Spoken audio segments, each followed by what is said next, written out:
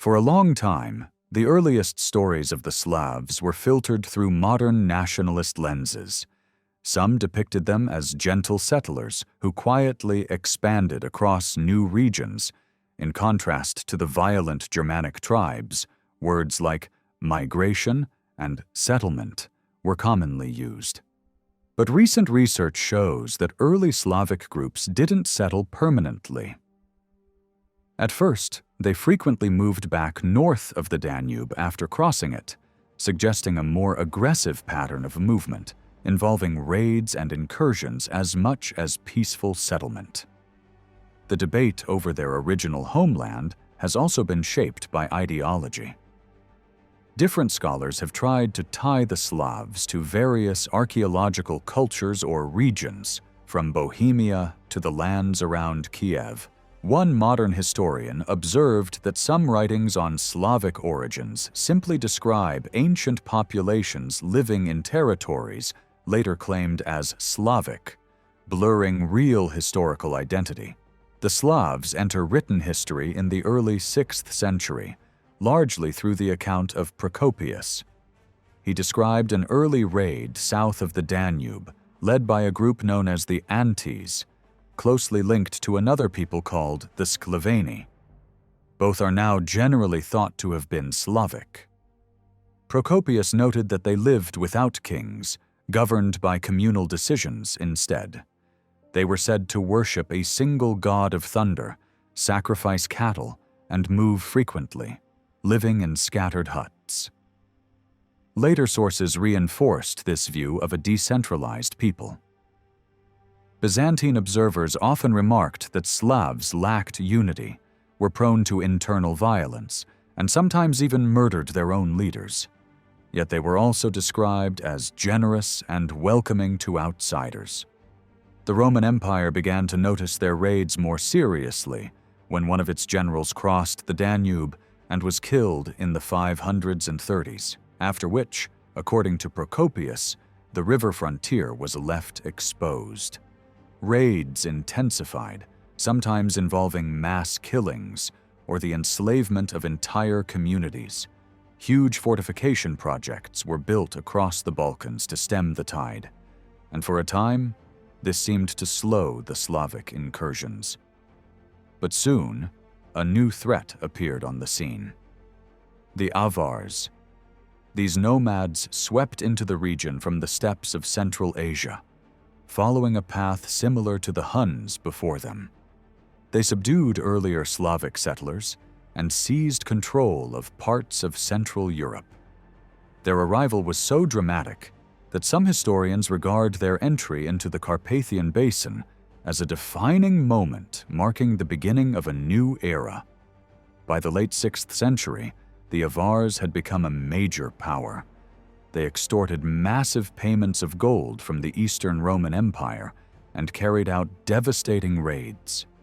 Their wealth and strength were so great that they inspired legends even in distant lands. Byzantine writers fixated on their appearance, especially their long, decorated hair, which they saw as a mark of their barbaric status.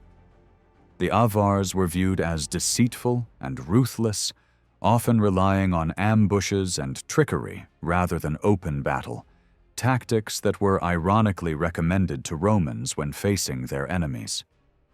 The fortunes of the Slavs in the Balkans were closely tied to those of the Avars. At first, imperial leaders tried to play one group against the other. The Avars were even paid to attack Slavic bands. But in the end, both groups spilled into Roman lands. Cities fell, populations fled, and Byzantine authority in the interior declined. In some places, Slavic groups settled openly, farming and living on what had formerly been imperial soil. By the early 7th century, the Slavic presence was deeply rooted, especially in rural areas. One surviving account vividly portrays Thessaloniki as a lone Greek outpost surrounded by hostile Slavic territory. Despite later military efforts, the empire never fully regained control coastal cities, and some strongholds remained under imperial rule. but most of the countryside was lost. By the end of the 7th century, large parts of the Balkans were effectively out of Roman hands. New strategies emerged. Rather than expel the Slavs, emperors tried to incorporate them as subjects, but the balance of power had shifted for good. The story of the early Slavs and Avars highlights a turning point in European history, where the old order gave way to new populations and new power structures. Although later invaders, such as Arabs, Hungarians, and even Mongols, would also sweep across Europe, few left a lasting legacy like the Slavs did. From this period onward, the foundations of modern Eastern Europe began to take shape, forged in the turmoil of migration, conflict, and shifting borders. In earlier parts of this work, terms like Angel and Frank have been used as though their meanings are straightforward. Yet, these labels were far more fluid than they may appear, especially in the context of late antiquity.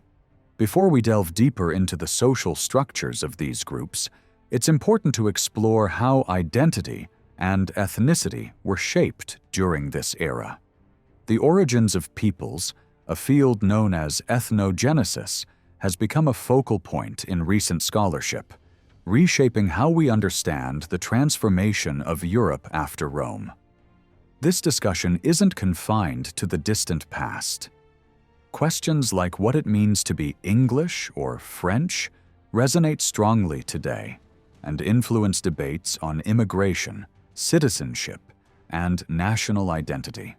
In Britain, the term British has been useful for including diverse backgrounds under a single umbrella, acknowledging the complex makeup of the population.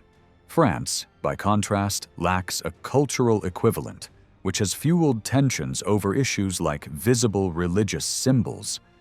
In Germany, citizenship laws were long tied to bloodline rather than birthplace, a stance only softened at the turn of the millennium. Events in the former Yugoslavia remind us that national identity, with all its emotional force, remains a powerful force capable of both uniting and tearing apart societies. Historically, scholars have debated what makes a nation. Some focused on shared language, others on physical traits. Before World War II, it wasn't uncommon to find theories linking skull shape or bodily features to racial character and even political destiny. Such views, rooted in pseudo-scientific racial anthropology, bolstered extreme ideologies. These perspectives persisted in part because medieval sources themselves often emphasized shared descent as the basis for group identity. Myths trace the Franks, for example, to heroic figures like Francus, echoing Roman claims of descent from Aeneas. In earlier scholarship, these stories were sometimes read as distorted memories of real genetic origins. In the past, historians tended to see Germanic peoples as emerging unchanged from somewhere in the north, sweeping across Europe in massive migrations. This view assumed cultural and biological stability over centuries, an idea supported by early archaeology, which often tried to identify ethnic groups based on specific grave goods or artifacts, a particular brooch type or weapon found in a region known for, say, Thuringian settlement, was presumed to belong to that people. This approach treated objects as symbols of identity, much like national dress, without questioning whether local availability or cultural blending might play a larger role.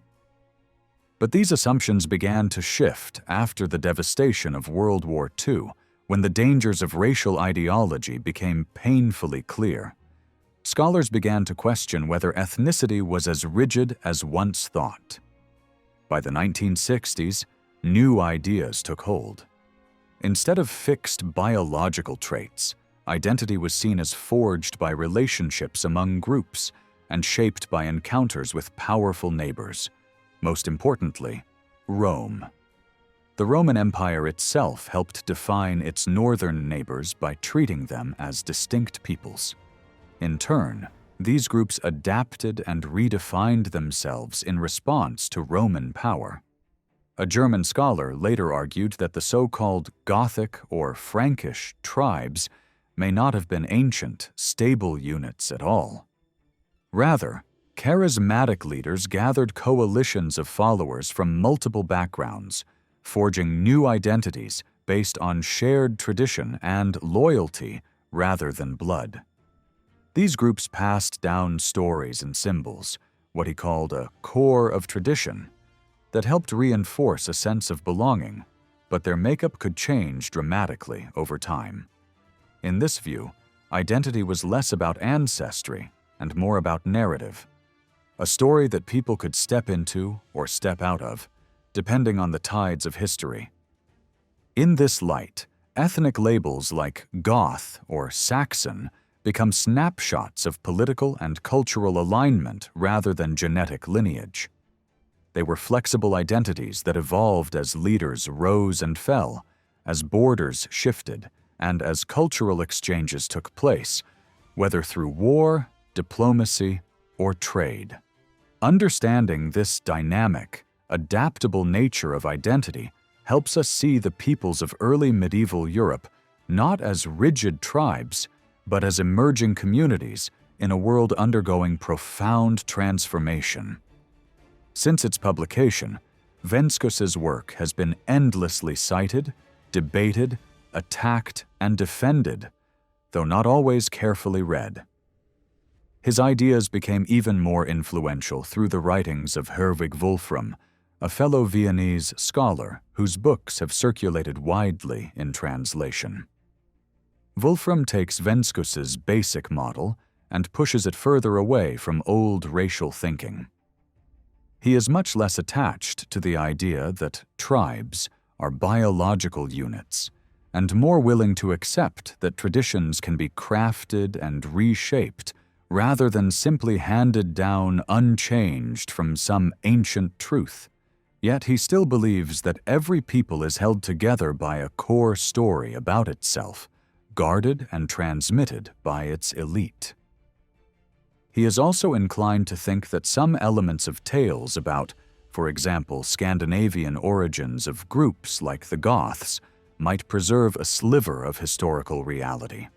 In his view, a people cannot exist without that inner narrative core, and he argues that such a core usually forms roughly a generation before that group first appears in Latin or Greek texts. This is not something he can really prove, because we know almost nothing about the internal political life of such groups before they step into the written record. Wolfram helped popularize a term borrowed from anthropology, ethnogenesis. Since then, the word has been used constantly, though people do not always agree on what it really means. Some scholars have pointed out that both halves of the word are slippery.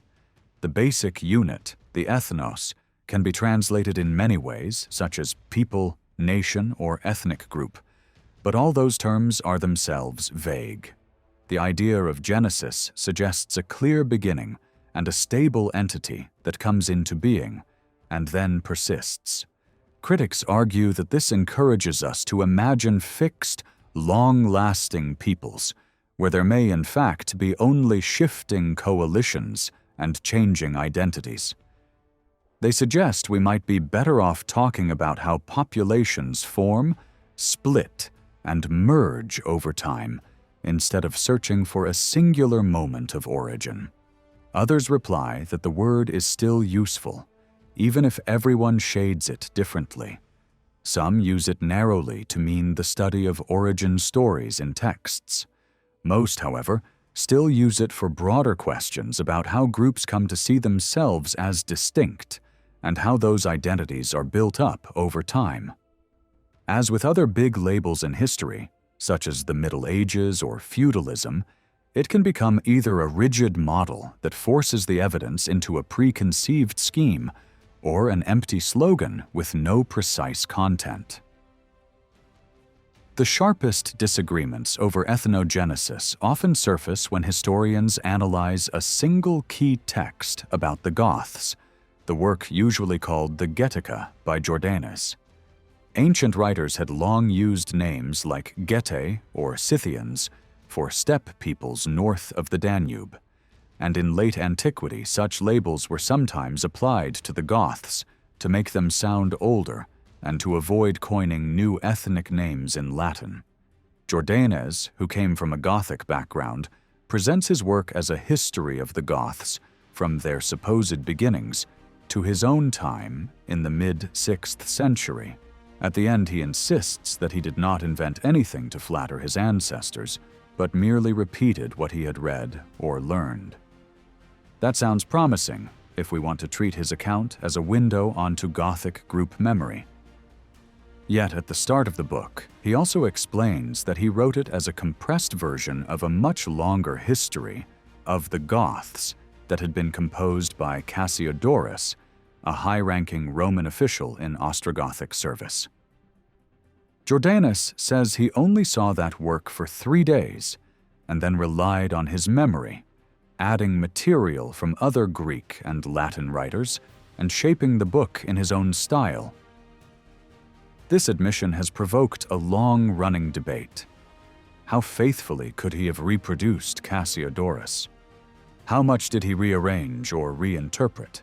And how much of what either man wrote actually reflects stories told among the Goths themselves? Cassiodorus is much better known than Jordanes.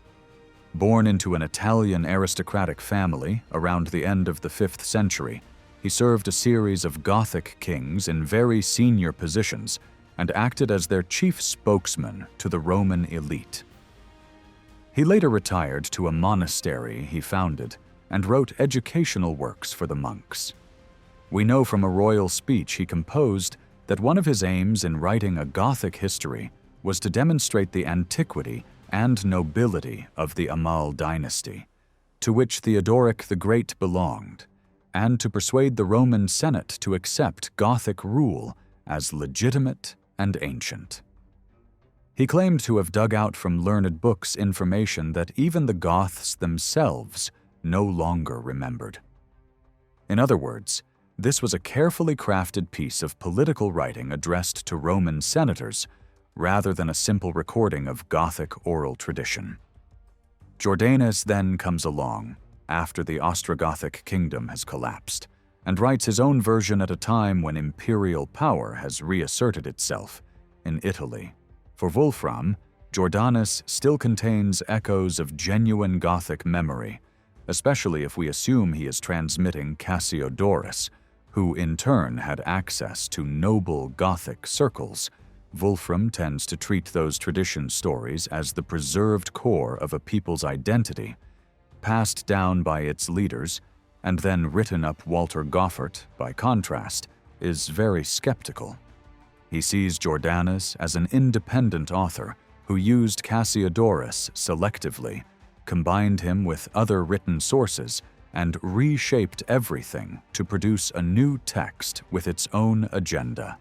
In his reading, Jordanes is not celebrating the Goths, but explaining their fall and integrating their story into a broader narrative of Roman recovery.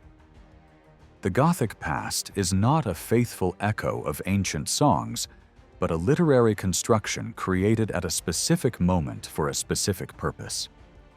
Pushed further, this skepticism leads Goffert to doubt that early Germanic peoples possessed deep, stable oral traditions about their distant origins in the way older scholarship imagined. Praise songs for recent heroes probably existed, but that is a far cry from centuries-old tribal epics carefully preserved and then finally fixed in writing. These two approaches naturally lead to different ideas about how barbarian peoples formed. Wolfram still operates with a version of the old picture. In his view, there are long-lived groups defined by a core narrative and a leading stratum that move across Europe over centuries. When they finally settle in a new homeland, whether within former imperial territory or beyond, They use those inherited traditions to weld together followers of many different backgrounds into a single people who can now call themselves Goths or Lombards, or Franks. Goffert, on the other hand, argues that most of the groups we meet in our sources are comparatively new. For him, the process of entering the empire, serving under kings, receiving land and status from the imperial state, and interacting with Roman society is precisely what creates these peoples. Their traditions are therefore created or reshaped in the course of this experience, not carried unchanged from a distant northern cradle. Patrick Geary's work on identity as something situational has strongly influenced this debate. He pointed out that even after historians had abandoned crude racial theories, many still assumed that ethnic identity in the early Middle Ages was tightly tied to law and language, that every individual had a single, clearly defined ethnicity, that this identity could only change slowly across generations, and that it was a constant source of tension. He argued instead that such identities are labels used in particular contexts for particular reasons. They can be activated, downplayed, or changed depending on circumstances. Ethnicity in this sense is a code that needs to be decoded if we want to understand how societies evolved, rather than a fixed, objective fact about people. Over time, historians of other periods have shown how traditions can be invented and how new identities can be manufactured through politics, schooling, symbols, and stories. Anthropologists and sociologists have demonstrated how groups form, split, and recombine as names and boundaries shift. As a result, some scholars prefer to speak more broadly in terms of identity rather than ethnicity, in order to move away from old associations with race and to emphasize the flexible, constructed character of belonging in both the early medieval world and our own. In the last few decades, archaeologists have had to rethink what they mean by race and ethnicity, and what their material can actually tell us about either. As early as the 1930s, some prehistorians argued that archaeology was well suited to tracing the story of peoples through their shared habits, objects, and ways of life, but almost useless for reconstructing biological races. In that view, a culture was seen as the inherited pattern of life shared by a community, and that community could reasonably be labeled a people. From there, it seemed to follow that distinct material cultures ought to map neatly onto distinct ethnic groups. There are obvious difficulties with such a tidy picture. It assumes, for example, that everyone within a given community lived in broadly the same way. Yet we can easily imagine an upper stratum copying the lifestyle of a more powerful neighbor, leaving a material record made up of imported luxury goods that says more about status than about shared ethnicity. It also assumes that a group bound together by similar objects, settlements, and burial rites must form a political people. In reality, political identities can be created and reshaped without much regard for the distribution of brooches, pottery, or house types. That older model was essentially static, imagined largely homogeneous societies, and treated material patterns as if they were fixed ethnic signatures. More recent approaches tend to treat ethnicity as part of social organization tied to power, economy, and rivalry between groups. They focus not just on the spread of artifacts, but on how things are used as symbols and how belonging is expressed or contested through material culture. In the 19th and early 20th centuries, however, many archaeologists were preoccupied with skulls and bones as much as with objects. Excavation reports in France and Germany often highlighted cranial measurements from cemeteries, because they were seen as key indicators of race. Burial grounds thus became maps of supposed Germanic expansion and settlement. A theoretical framework came from scholars who argued that specific artifact types and burial customs marked the homeland and migrations of particular nations. The ideas of one influential German archaeologist, whose work was later enthusiastically adopted by the regime of the Third Reich, were especially important here. He believed that the spread of a material culture could be equated directly with the spread of a people. This line of thought fed into propaganda that imagined a great historic expansion of the German world, written literally into the soil of Europe. The basic assumption was that the very presence of a furnished grave proved the person buried there was a barbarian. Men with weapons, shields, knives, swords, axes, or arrowheads were taken as unmistakable signs of Germanic warriors, because written sources associated frontier peoples with violence and war. The main argument then became not whether the dead were barbarians, but which barbarians they were supposed to be. The answer was often sought through distribution maps of particular objects.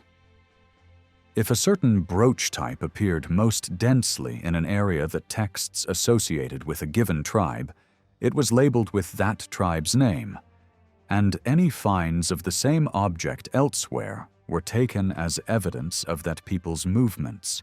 What was often overlooked is that such maps show only where objects ended up in graves, not where they were actually produced or who used them in life. Before large numbers of settlements were excavated, distribution maps were in effect maps of burial practice rather than of manufacture or ethnicity. Once archaeologists began to look more closely, these neat patterns started to unravel. One example is the so-called silver-covered bow brooch, long associated with the Visigoths because of its presence in cemeteries on the northern plateau of Spain. The same kind of brooch has also been found along the Middle Danube, on the Hungarian plain, and in regions along the Middle Rhine and Upper Rhone, where historical sources do not place Visigothic communities. One could try to argue that the archaeology reveals the texts to be wrong, and that Visigothic presence has been underestimated. But a simpler explanation is that this type of jewelry was never an exclusive ethnic badge at all. It may have been produced in several workshops, traded widely, and adopted by different groups for reasons that had little to do with shared ancestry. If specific objects cannot be securely tied to specific peoples, perhaps entire practices can be. In Spain, equipped cemeteries with weapons, brooches, and vessels are concentrated almost entirely on the high, harsh plateau of the northern Meseta. This sort of burial is unknown in earlier Spanish contexts, and closely resembles burial customs seen further north among post-Roman communities. Many archaeologists have therefore linked these cemeteries to the settlement of Visigothic elites. Yet that raises an obvious question. Why would a conquering warrior group choose such uninviting land instead of richer regions? One explanation is that those Gothic families who settled in more Romanized and prosperous areas adopted local customs of simple burial, leaving little material trace. Another possibility is that the Meseta cemeteries were not exclusively Gothic at all, but represent a mixed population experimenting with new ways of marking status and identity in a changing political landscape. A careful study of one such site near the main royal center of the Visigothic kings suggests exactly this kind of complexity. Distribution maps can still be useful when we are dealing with clearly foreign or exotic items that stand out sharply from local material, especially when written evidence points in the same direction. Along the coast of northern Gaul, there are cemeteries that contain objects very similar to those found in southern England. There are even place names on the continent that closely resemble English names. In this case, the combination of artifacts, toponyms, and a curious story in a 6th century narrative about Saxons living near Bayeux strengthens the idea that there was movement of people across the Channel, and that some newcomers maintained a distinct material and perhaps ethnic profile for a while. Even so, caution is still needed. Furnished cemeteries do tend to cluster in regions where written sources mention settlements of Ostrogoths or Lombards in northern Italy, or Franks in northeastern Gaul, and cemeteries in other parts of Gaul that date to the same period but lack grave goods have often been assigned to a more Roman provincial population. However, the practice of equating furnished with barbarian and plain with Roman is increasingly questioned. Improved dating methods show that furnished burial within the former empire becomes widespread only from the later 5th and early 6th centuries. In Gaul, there are relatively few burials with rich grave goods from the early years of Gothic rule in the south, and the large-scale appearance of furnished Frankish graves does not occur until late in the reign of Clovis. It seems clear that new burial fashions and new ideas about how to mark death spread inside imperial territory more or less at the same time as the new military regimes were consolidating their power. But that does not mean every person buried with a sword, spear, or brooch was a recent immigrant, nor that every person in an undecorated tomb was a Roman by blood. Often what we see is not the direct importation of a homeland custom, but the invention or adaptation of a ritual that expresses a new sense of who belongs to the dominant group east of the Rhine. For instance, earlier Frankish communities did not generally bury their dead fully dressed with weapons and jewelry. The sudden appearance of outfitted burials in former Roman lands may signal not a transplanted old tradition, but a new way of performing Frankishness in a post-imperial world, one in which military display and social rank had become tightly linked. The collapse of central imperial authority led to an increasingly militarized society. Under Roman rule, it was still possible to be a powerful layman without being a war leader. In the post-Roman kingdoms, secular authority was almost always tied to the command of armed men. Even in regions that never saw a large-scale barbarian settlement, such as parts of Western Britain, political power became closely associated with war bands and fortifications. The appearance of weapons and graves is best read as part of this broader shift.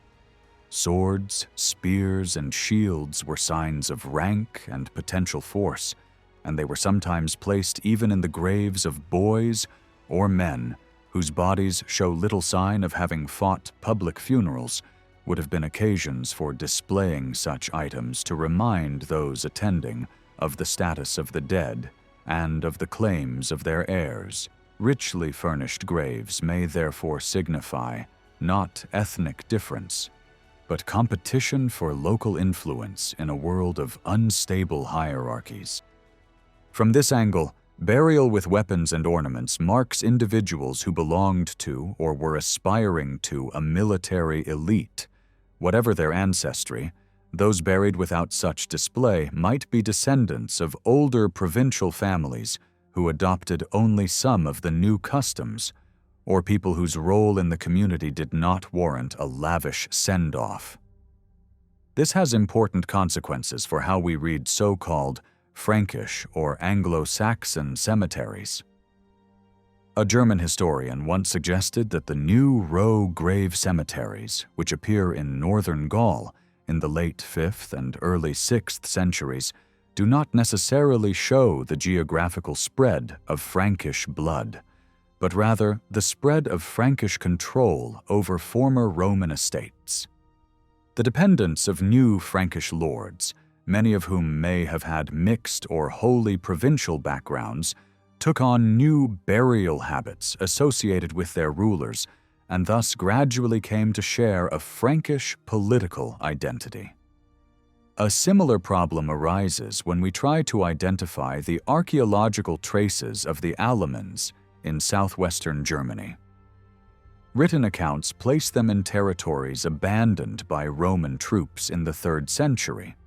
Yet it is difficult to spot them in the material record before the later 5th century, precisely when Frankish power begins to press in from the north.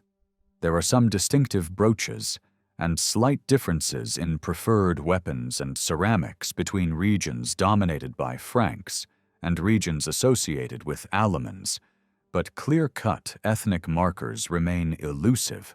Some archaeologists argue that what we see is not a tidy Alamanic culture, but a zone of contact shaped by trade routes, communication, and shifting political borders. Links with regions further north, around the Elbe, for example, may show patterns of interaction in both directions, rather than a one-way migration stream. From this perspective, Alemannic identity may have been expressed through behavior, alliances, speech, and custom more than through objects that can be easily classified in museum drawers. Not all specialists are this cautious, and debates over ethnicity in the archaeological record remain heated.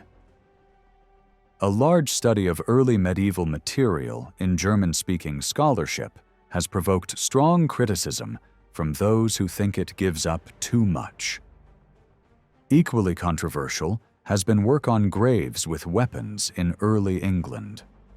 One researcher has shown that such graves reach their greatest frequency in the early and mid-6th century, then decline, even though warfare almost certainly did not decline at the same rate. Examination of skeletons indicates that many of the individuals buried with arms were unlikely to have seen battle, including children, disabled men, and those with severe chronic conditions. At the same time, there is a noticeable correlation between height and the presence of weapons. In one sample, men buried with weapons were on average several centimeters taller than those without.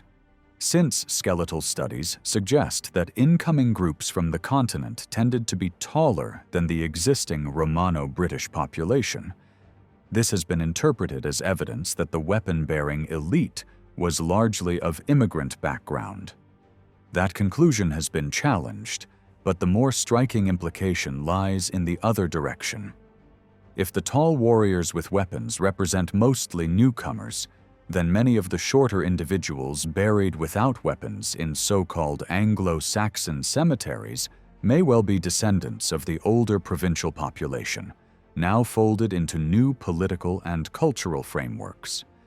They are participating in the same burial grounds, often with some new objects, but without the full package of martial display. Future research may clarify whether the difference in height is primarily genetic or the result of better nutrition and living conditions among those who held status in the new order.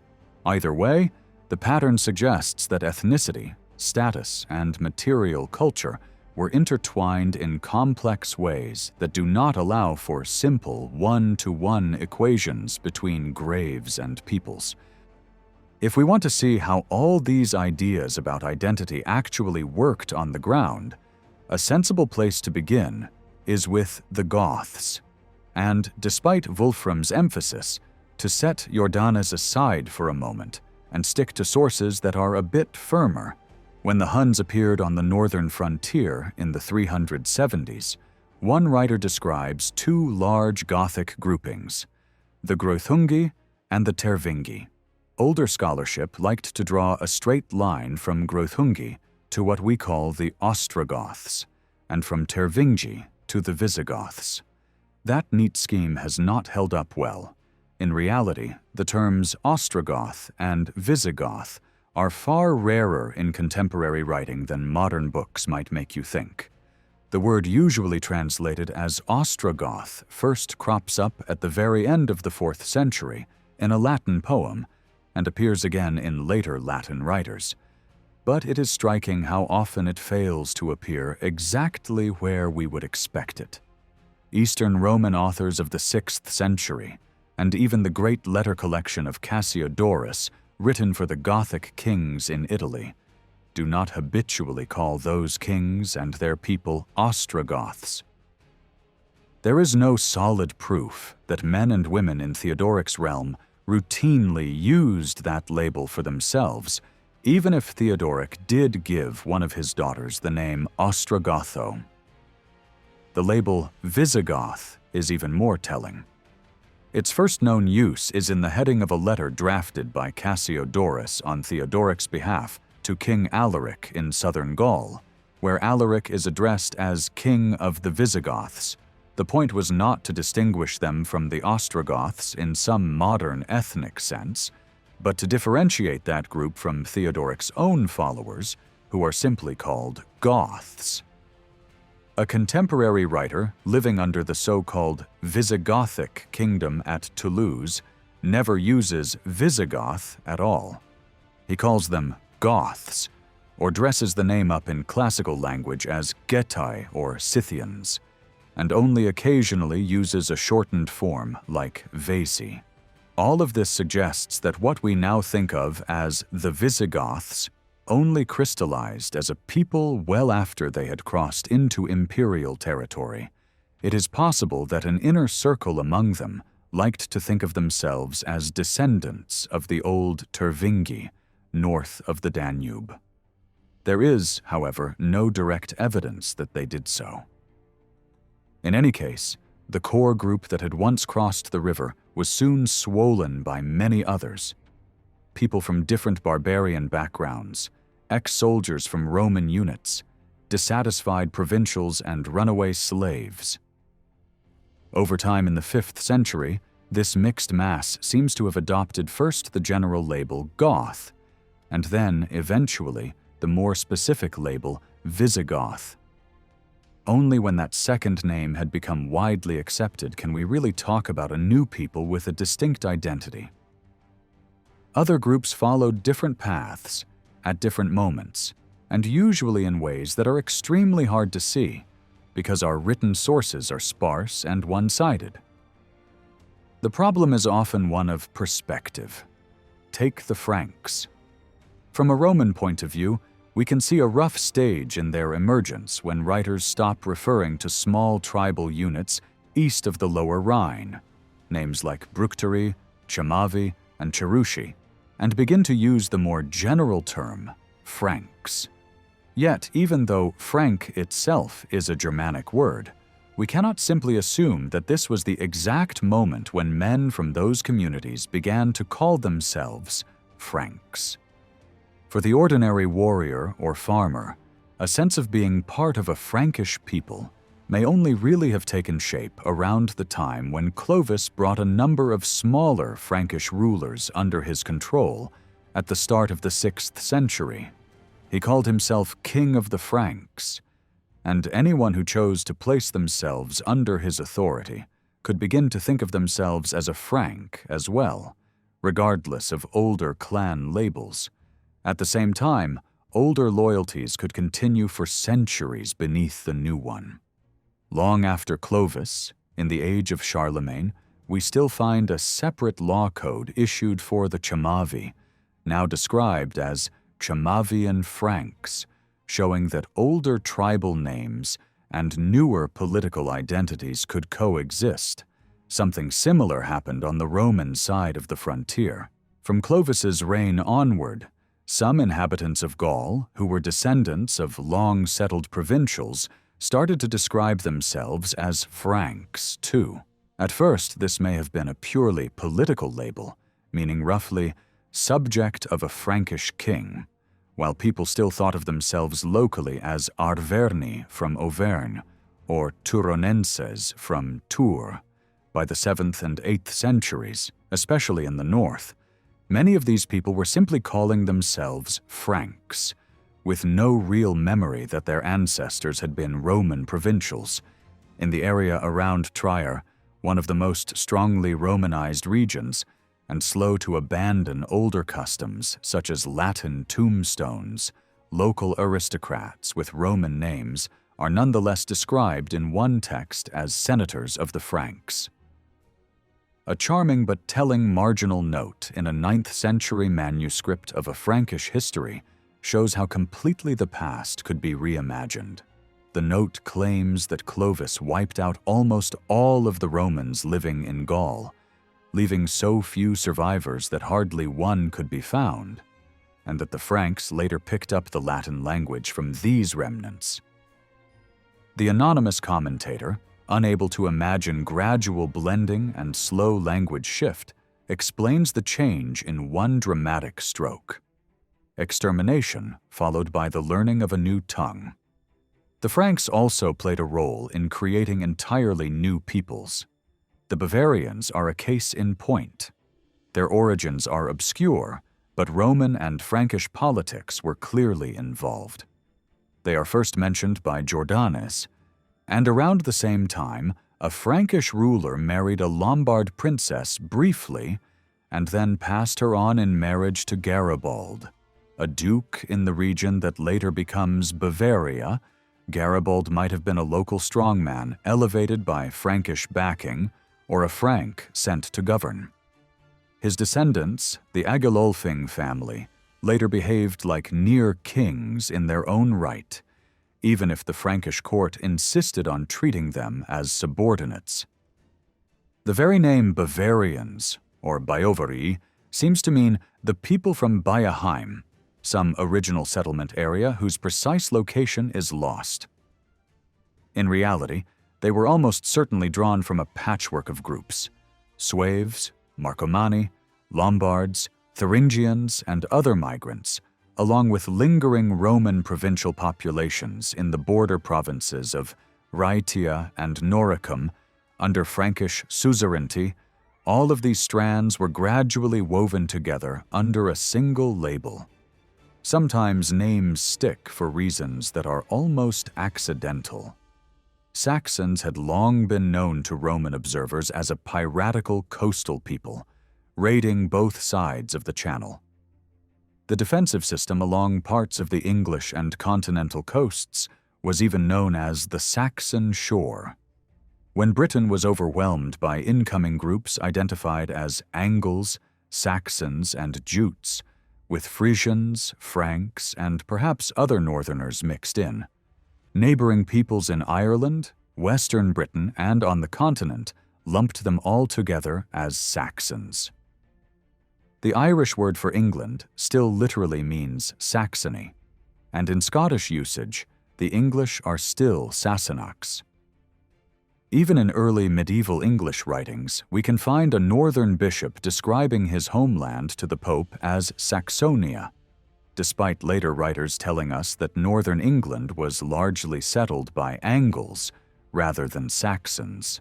So why do modern English speakers call themselves English rather than Saxon? One historian tackled that question and suggested that the answer lies not in Britain, but in Rome. When describing all the new settlers in his History of the English Church and People, Bede prefers the umbrella term Angles. He was not the first.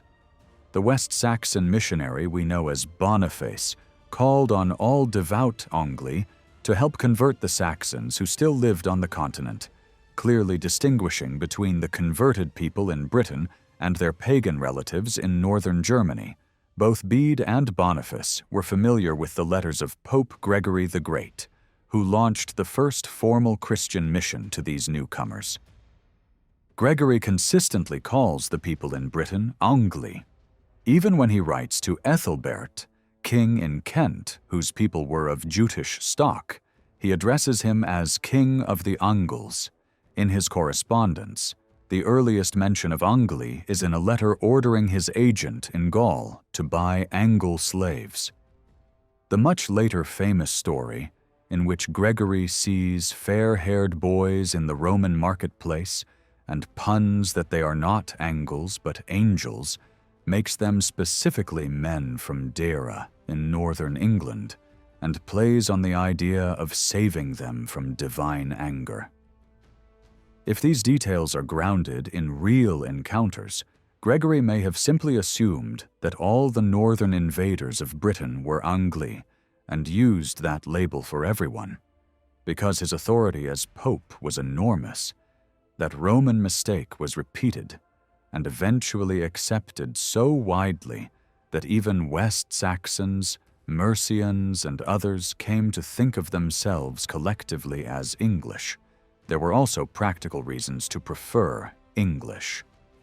The term Saxon was already in use for the still pagan Saxons across the North Sea, just as there was already a Britannia in northern Gaul, so using the same name for different regions and peoples was confusing. To solve this, writers on the continent coined the compound Anglo-Saxon to distinguish insular Saxons from the mainland group. Bede calls the latter the Old Saxons to make the distinction clear. Recent work that stresses identity rather than fixed ethnicity suggests that individuals in this world may have chosen different labels for themselves depending on the situation. Bede probably thought of himself as an Angle in the religious sense, belonging to the Church of the Angles. When meeting a man from Wessex, he might have felt himself to be a Northumbrian. When writing as a monk, he defined himself above all as a Christian under Roman authority. Listening to family stories, a layman might emphasize his kin group instead. New labels could appear quickly when political circumstances changed. Bede uses the term for Northumbrians, but usually adds that they are the people living north of the river Humber, hinting that this identity is relatively recent, formed after two earlier sub-kingdoms were united. On questions of early English identity, Bede dominates the written record, but he wrote generations after the initial migrations. Archaeology offers a different angle. Before migration to Britain, groups identified as Angles and Saxons seem to have had distinct burial habits, including different preferences for cremation and different brooch types. These differences are not strongly visible immediately after migration, yet by the later 5th and 6th centuries, in precisely those regions that Bede associates with Angles or Saxons, we can see diverging material traditions appear.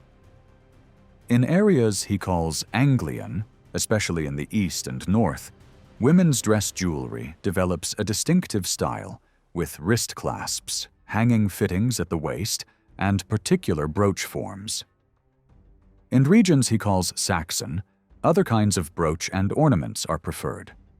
If dress does indeed signal identity, what we see here is not a simple transplantation of old ethnic markers, but the creation of fresh ones in the new setting.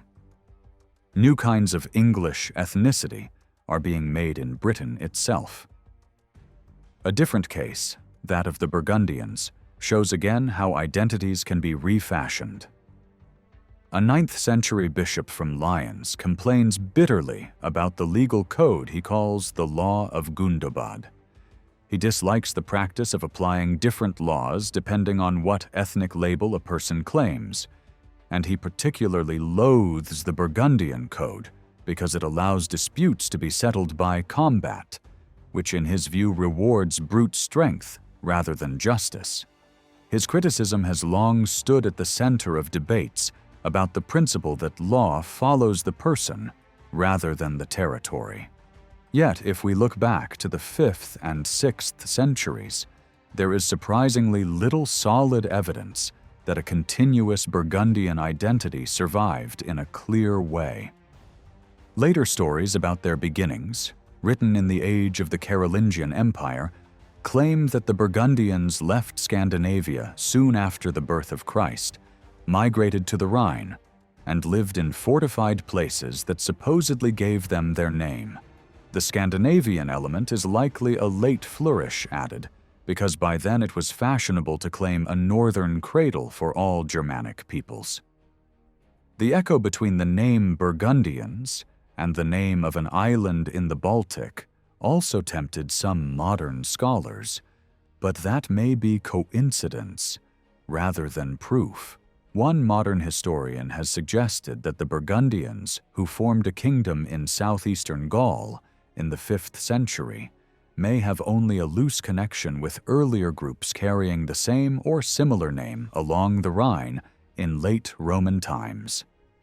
The Burgundian lawbook is revealing here. Two of the most common ways it describes Burgundians are simply barbarians and our people. Legally, there are only two categories: Romans and non-Romans. All non-Romans in that realm are called Burgundians by the legal text, whatever their origin. Some will have been descendants of older Burgundian groups on the Rhine. Others were almost certainly drawn from different barbarian formations that had drifted west, including men from the following of the powerful General Ricimer, whose supporters joined the Burgundian ruler Gundobad after Ricimer's death. Under these conditions, it makes little sense to imagine a pure Burgundian bloodline stretching neatly from the early imperial frontier to the kingdom in Gaul. Instead, we see a political name gradually gathering many strands of population into a single category, which then hardens into a people in the eyes of both rulers and ruled Paul. The deacon tells a revealing story in his account of the Lombards. He says that when the Lombards crossed into Italy, some Saxons came with them, something also hinted at in other writers. But, according to Paul, these Saxons later abandoned Italy and moved into Gaul because the Lombard king refused to let them live by their own laws. If this report is accurate, it suggests that the Lombard ruler expected all outsiders within his realm to be treated simply as Lombards, without special legal status. This looks very similar to what we see in the Burgundian kingdom, where one ruler's people effectively meant all non-Roman subjects under the new regime. One modern historian therefore argues that at the time the Burgundian law book was compiled, the Burgundians were still in the middle of becoming a people. They were essentially the non-Roman population of a new political unit. By the 7th century, however, Burgundian seems to have shifted towards a territorial meaning, applying to all inhabitants of that region, regardless of origin. A later study refines this picture while broadly agreeing with it. It examines two legal collections from the Burgundian kingdom, one for the king's subjects in general, and one often regarded as aimed at the Roman population. The second text never actually uses the labels Roman or Burgundian, while the first uses them in uneven and sometimes contradictory ways. Often, Burgundians are those settled on former Roman land under special fiscal and legal arrangements. Another phrase, our people, sometimes clearly means Burgundians in the ethnic sense of the king's own background, but is already broadening to mean everyone under royal authority in that territory. When the king speaks of the leading men of our people, he plainly includes grandees of both Roman and non-Roman ancestry. In earlier provisions, barbarians can overlap with our people, but in later ones, the same term tends to mean outsiders who are not part of this emerging Burgundian community. The same researcher pushes the analysis further by looking at personal names in the kingdom. The old picture assumed two neatly separated elites, a warrior layer around the king with Germanic names, and a Gallo-Roman senatorial class in charge of education and the church, marked by Latin or Greek names. On the surface, this seems to fit. Nearly all the counts bear Germanic names. Nearly all the bishops have classical names. Yet when we look at the careers, lifestyles, and cultural behavior of the men involved, the divide looks far less clear. A magnate with a thoroughly Germanic name might act, write, and patronize monasteries in ways indistinguishable from old Roman aristocrats. The Germanic naming pattern of counts may reflect the traditions of a military caste, handed down through families, rather than pure ethnic background. Indeed, the laws themselves occasionally speak of counts who are Roman as well as Burgundian. Comparable examples from other regions show families with strong church connections producing a single soldier with a Germanic name, or clerics with so-called barbarian names alongside lay relatives managing inherited estates. The overall impression is that this kingdom in the late 5th and early 6th centuries still belongs firmly to the late antique world. Nothing in its social structure, legal practice, or elite culture is straightforwardly Germanic in the older sense. Trying to force everything into a strict Roman versus barbarian, or Latin versus Germanic, framework obscures more than it explains. One lesson we might draw is that modern historians, shaped by a long tradition of racial thinking whether we like it or not, often see ethnic contrast more sharply than contemporaries did. For many people in the post-Roman West, differences of origin were just one factor among many, and not always the most important. A writer such as Gregory of Tours, working in Gaul in the later 6th century, rarely feels the need to highlight whether a figure is a Frank or a Roman.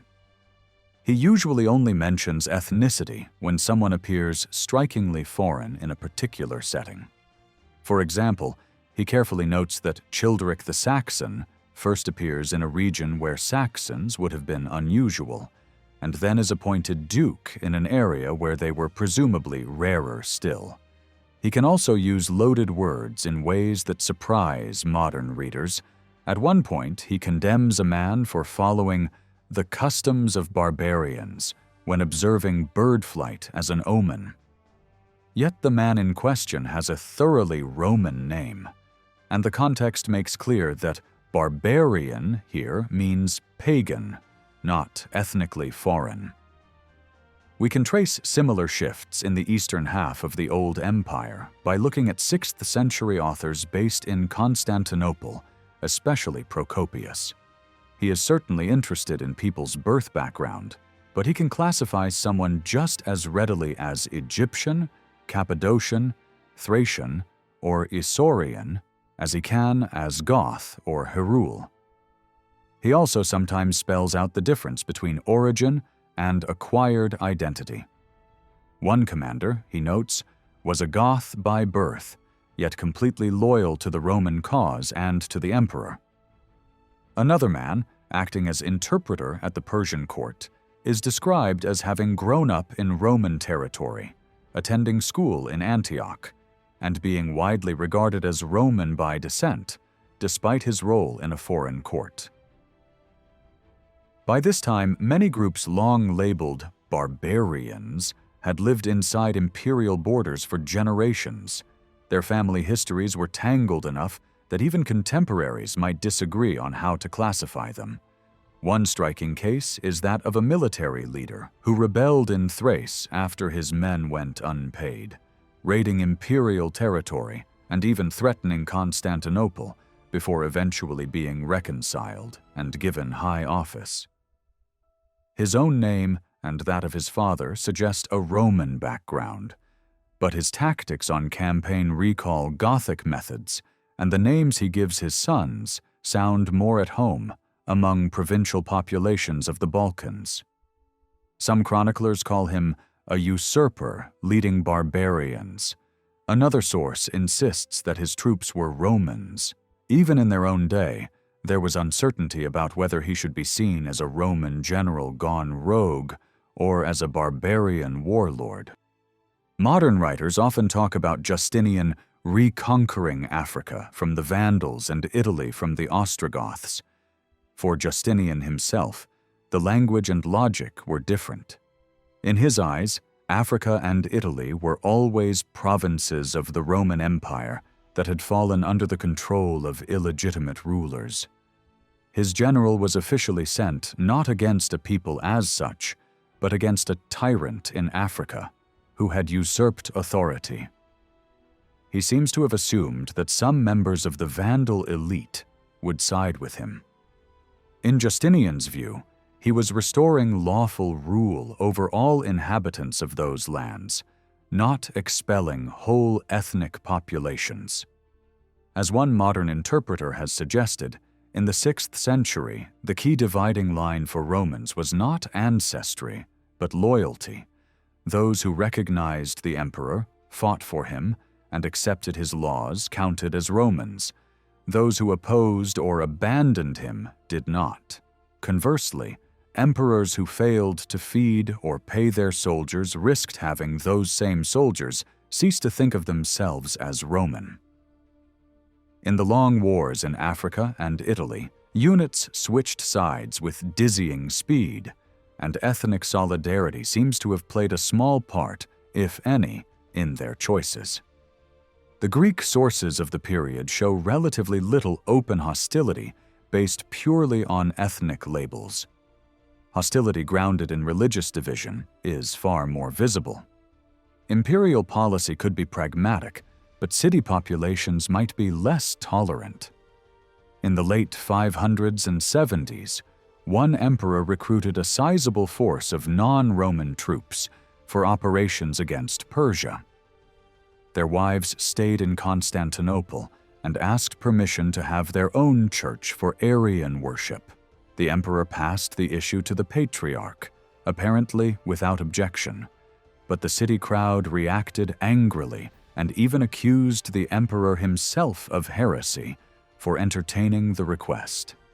In this world, barbarians who adopted the accepted form of Christianity were welcomed as full participants in Roman civilization. Those who clung to doctrines condemned as heretical remained suspect, however loyal they might otherwise appear. An epitaph from a city in Gaul catches the logic perfectly. It proudly describes the deceased as born from barbarian stock, but reborn in the baptismal font. Many scholars now accept that being a Goth, a Hun, a Frank, or a barbarian, more generally, was not primarily a matter of belonging to a clear, biologically defined descent group that could be recognized at a glance by its dress, body type, or customs. Self-identification and external labeling did not always coincide. A person might present themselves one way at court, another way in the army, and yet another within their family or village. Nor did people necessarily define themselves first and foremost by who their grandparents were. In many situations, identity was shaped more by whose orders one followed, in which army one served, what law one claimed in court, or which community one lived among. To belong to a king's war band, to a new settlement, or to a provincial church could matter more than any distant ancestral story in deciding whether one was counted as Roman, Frank, Goth, or something else. If there is one thing all the different barbarian groups in this story truly share, it is that they are gone. What survives most clearly, however, is often what happened to them after death. Burials, grave monuments, grave goods, and tombstones form some of our richest evidence. Archaeology of the so-called barbarians effectively began in cemeteries. Graves that contained weapons, pottery, glass vessels, and glittering items of dress were the sort of thing 19th century road builders, railway diggers, and cellar excavators kept stumbling across. Such finds could easily be sold to collectors and early antiquarians. By contrast, ordinary settlements usually left only faint traces, shallow stains in the soil marking the outlines of long-rotted wooden posts, a few pits or hearths, very little of obvious monetary value. Without deliberate, careful excavation, those traces remained invisible. When a burial ground is properly dug and well published, it can tell us a great deal we gain a rough sense of how large the community was, what kinds of diseases and mortality patterns it suffered, what level of contact it had with distant regions through imported objects, and what its burial customs looked like in detail. Differences in grave wealth or treatment of bodies can hint at social rank and hierarchy. Yet not all communities left archaeologists so much to work with. In Ireland, for example, and among native populations in Britain, people did not usually put objects in the grave, so their cemeteries are hard to recognize and harder to date. Similar problems occur among some Germanic-speaking groups before they crossed into the empire. Early Frankish graves from the 3rd and 4th centuries, for instance, are still poorly known. Beyond the imperial frontiers, for a long time, many people we label Germanic or Slavic tended to dispose of their dead by burning. Cremation was widespread until well into the 4th century, and later inhumation, the burial of the intact body, was fairly rare north of the Roman frontier, except in southern Scandinavia, and in a few exceptional elite graves further south. Those high-status burials, often found in northern Germany, stand out because they contain fine Roman imports. Within the empire itself, burial without burning had gradually become dominant from the 1st century onward, so these rich inhumations outside the borders may well have been influenced by Roman practice. Most of these early inhumations were male graves, and they very rarely contained weapons. Instead, they featured Roman luxury goods, glass vessels, silverware, bronze table sets, coins, and even pieces of furniture. German archaeologists have grouped the richest examples into 2 broad assemblages. One group, named after a site in what is now Western Poland, belongs to the 1st and 2nd centuries. The other, associated with graves in central Germany, belongs to the 3rd century. These tombs lie far from the frontier line, sometimes more than 200 kilometers away, and do not form a neat, coherent cluster. What links them is that in regions where cremation was still normal, certain individuals were laid to rest unburnt and surrounded by lavish Roman objects. The range of grave goods in these tombs is revealing. Items of dress, fittings for horse gear, special vessels for feasting. Together they point to a particular way of life, one that emphasized display, conspicuous consumption, and participation in a long-distance exchange network. Scholars warn against treating all these princely burials as part of a single uniform pattern. Even so, later examples seem to share more features than earlier ones. That growing similarity may reflect tighter contacts among the elites of different tribal groups and more intense interaction, peaceful or otherwise, with the Roman world. Even when some of the so-called Roman goods may actually have been made in workshops outside the empire, Roman style itself clearly carried enormous symbolic weight for leading families beyond the frontier. Cremation cemeteries themselves could be huge, sometimes containing thousands of burials. Typically, the burned bones and ashes were collected into a pot or other container and set into a small pit, sometimes with everyday items or jewelry and perhaps food offerings. In some regions, especially further east, there are sites where no individual graves are visible at all. Instead, cremated remains and associated objects seem to have been spread across an area and then covered with soil. Many of these graveyards seem to belong to entire communities, although some sites in northern Germany appear to contain only men or only women. Infants are generally underrepresented, which suggests that very young children were buried or exposed elsewhere.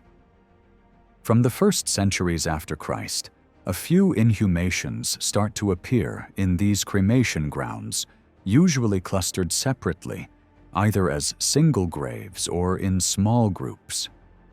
Around the year 400, a striking new pattern appears across much of the area we call Barbaricum, from the Black Sea to eastern France.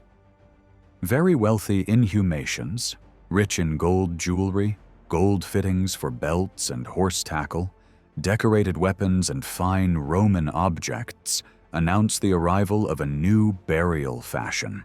This marks the beginning of the cemetery type that would become so characteristic for the migration period, the so-called row grave cemeteries, in which graves are laid out in long, orderly lines.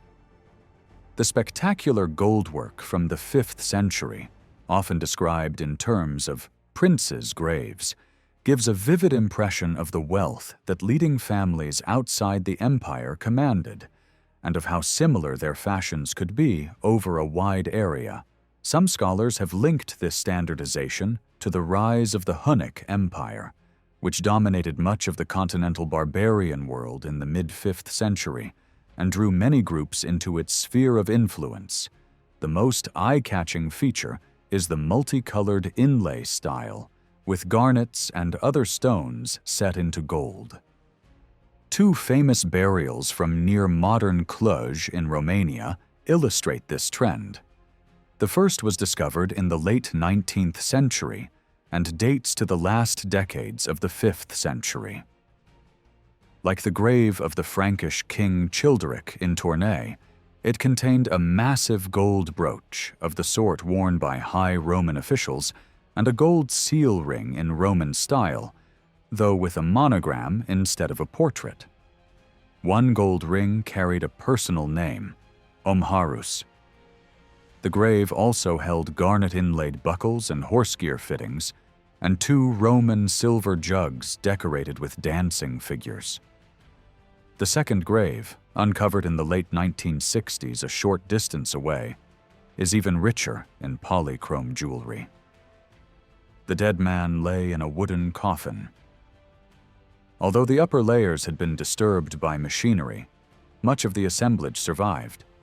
Numerous gold and garnet fittings, including a striking pair of eagle-shaped ornaments belonging to the saddle and harness, as well as a Roman glass beaker so valued that, when it broke, someone painstakingly repaired it with gold sheeting pinned into the glass with tiny rivets. These tombs underline how close the ties could be between barbarian leaders and the imperial world. If we had similarly preserved graves for Roman commanders of the same rank, the parallels might be even closer. The brilliant display of gold, gemstones, richly decorated weapons, and horse gear reflects a shared military style that crossed any neat line between Roman and barbarian. In some cases, rulers north of the Danube seem to have gone further, choosing to dress in ways that imitated the emperor himself. Certain hoards and graves contained large disc brooches with dangling stones or pearls of the sort we see fastening the cloaks of emperors in official art. In some instances, these may have been genuine diplomatic gifts. In at least one case, however, the workmanship points to a northern workshop. That piece looks like a deliberate attempt by a local ruler to present himself, in visual terms, as standing on equal footing with imperial power. This wave of elite burials in the later 5th century appears before the full spread of the row grave habit across northern and central Europe. In this later pattern, bodies are laid out fully clothed, often with weapons, belt fittings, jewelry, and vessels, in cemeteries where the graves form straight lines.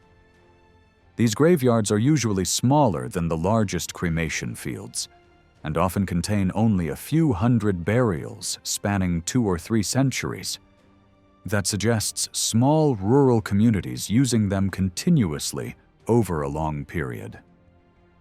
There are good reasons to think that this new inhumation style did not arise independently in areas outside the empire, but developed first within Roman territory Among barbarian soldiers and their families settled there in return for service, before spreading more widely.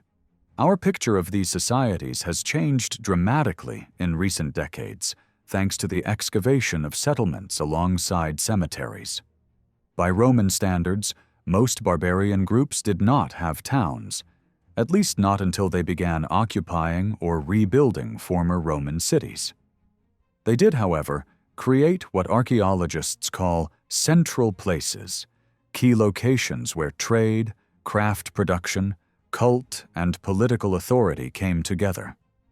Some of these sites look, in hindsight, like early precursors to towns. On the island of Funen in Denmark, a complex of sites around Gudme has been extensively excavated. It was not a single compact urban center, but a cluster of linked places. Gudme itself lay a few kilometers inland, surrounded by small farmsteads and dominated by at least one enormous hall building, nearly 50 meters long, perhaps with more than one story. Near the coast, a harbor site functioned as the main port, while a nearby burial ground served as the cemetery. Gudme flourished from around the 3rd to the 6th century. The excavations have uncovered the remains of numerous fenced homesteads and 2 unusually large structures that stand out as the houses of leading families. In and around the settlement, archaeologists found multiple hoards, some consisting of scrap silver or bronze, including pieces of a dismantled statue from the Eastern Mediterranean, others of locally made gold jewelry and necklaces, and many featuring thin gold discs stamped with images known as bracteates. Stray finds included gold and silver Roman coins and pieces of a gilded Roman helmet. One hoard nearby contained several kilograms of gold. Evidence of metalworking, glassworking, and other crafts is abundant, with drops of spilled gold and other waste showing that Gudme was a production center for high-status goods. The harbor site, Lundeborg, also produced clear signs of artisanal activity. Tools used by carpenters, smiths, goldworkers, and specialists in amber, bone, and antler show that this was not just a trading pier, but a busy workshop zone. The large number of unused or broken ship rivets suggests that shipbuilding or ship repair took place there. The cemetery, with over 2,000 cremation graves, adds another dimension. The urns often contained Roman objects along with the remains of the dead. But here, too, there is a striking absence of weapons, hinting again at a specific ritual logic that is not simply about fighters and warfare. Some have suggested Gudme was above all a sacred site. Place names in the surrounding landscape seem to echo religious themes, with references to gods, shrines, and possibly magic. The name Gudme itself can be translated as home of the gods. Specialists in Scandinavian iconography have argued that certain bracteates from the area may refer to a cult focused on a chief deity associated with wisdom and war. Even if such identifications are debated, the combination of a great hall, rich metalwork, sacred imagery, and cremation cemetery is clearly not accidental. Gudme appears to be one of the earliest examples of a pattern seen more widely in Scandinavia in later centuries. Central places combining political authority, religious practice, high-status craft production, and long-distance trade. Viking Age sites such as Ribe, Kaupang, Birka, or the old royal center at Uppsala follow a similar model, often positioned slightly inland with an associated port nearby. These were nodes of power whose influence reached well beyond their immediate surroundings. At Gudme, the unusual closeness between the big hall and the workshops has sometimes puzzled archaeologists used to later urban layouts, where politics, religion, and industry tend to be separate zones. Yet early northern traditions portray smiths, especially those working in precious metals, as figures of high status, close to rulers and close to the gods, but also set apart from ordinary people. In those stories, gold has a special role as the material of gift exchange, oath-giving, and royal splendor. From that perspective, having goldsmiths and metalworkers literally clustered around the Great Hall is perfectly logical. Their craft was part of the very fabric of power. The harbor, with its imported goods from the Roman Empire and beyond, completed this system by bringing in the exotic luxuries that leaders could redistribute as gifts, reinforcing their authority and prestige. Comparable central places are known from other regions. In southern Sweden, a large settlement at Uppåkra, near the modern city of Lund, has yielded evidence for continuous high-status occupation from the early centuries of the first millennium through the Viking Age. The site covers dozens of hectares, with deep cultural layers showing repeated rebuilding. Near its center stood a small but long-lived wooden building where valuable objects of gold, glass, and other materials were systematically deposited over centuries. Around it, archaeologists have found concentrations of deliberately damaged weapons and animal bones. This recalls the well-known weapon deposits from Scandinavian bogs, where swords and spears were bent or broken before being sunk into the water as offerings. At Uppåkra, however, these rituals took place in the heart of a settlement. The building in question is widely interpreted as a cult house or temple, underlining the site's role as both religious center and political hub. Further west, in Ireland, the hill of Tara offers another powerful example of a central place. It stands on a modest height in the middle of the province of Meath, a location from which, on a clear day, one can see far across the surrounding plains. Later tradition imagined it as the ancient seat of high kings, filled with crowned rulers, warriors, poets, priests, and judges. That image owes as much to later political ambitions as to early reality, but it does capture something of the site's aura. Archaeology shows that Tara has a very long history of use. The earliest visible monuments, including great earthworks and barrows, go back to the Neolithic. In the early medieval period, the hill continued to be used for gatherings, religious ceremonies, and burials, probably more episodically than continuously, drawn by the presence of so many ancient landmarks. Later texts associate specific features at Tara with assemblies, inaugurations, or church synods, though it is often hard to confirm those details archaeologically.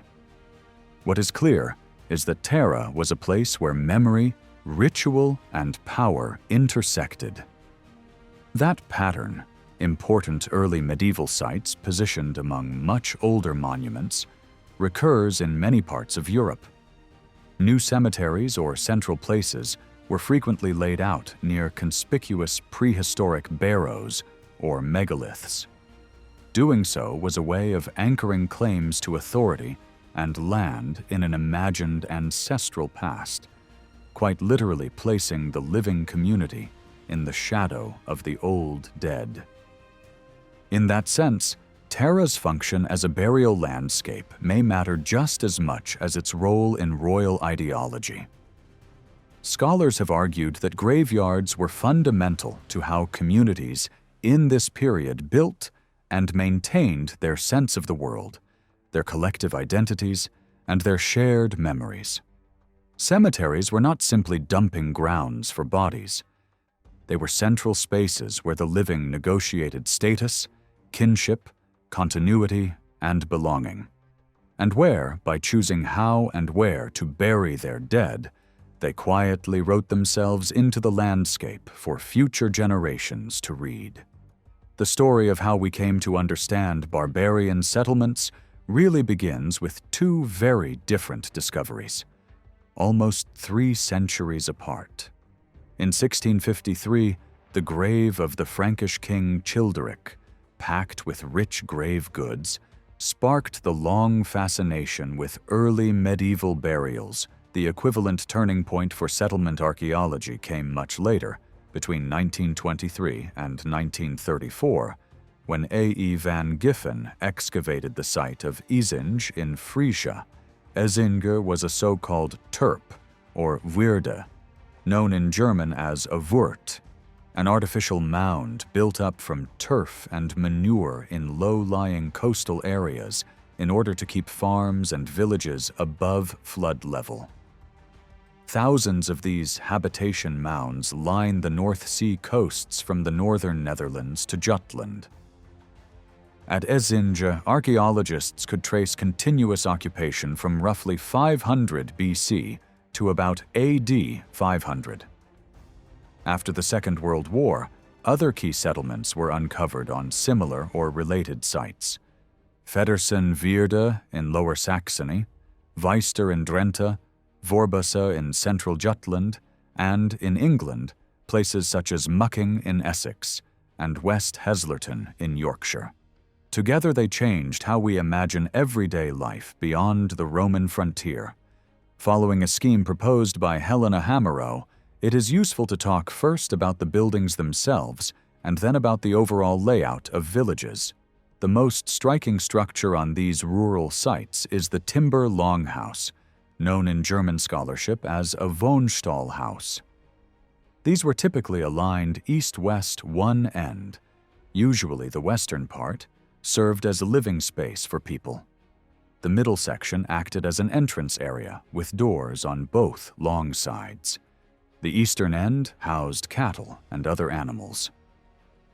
Over time, in different regions at slightly different moments, this longhouse with many internal roof posts gave way to a new type of large building, where the main weight of the roof was carried by the outer walls.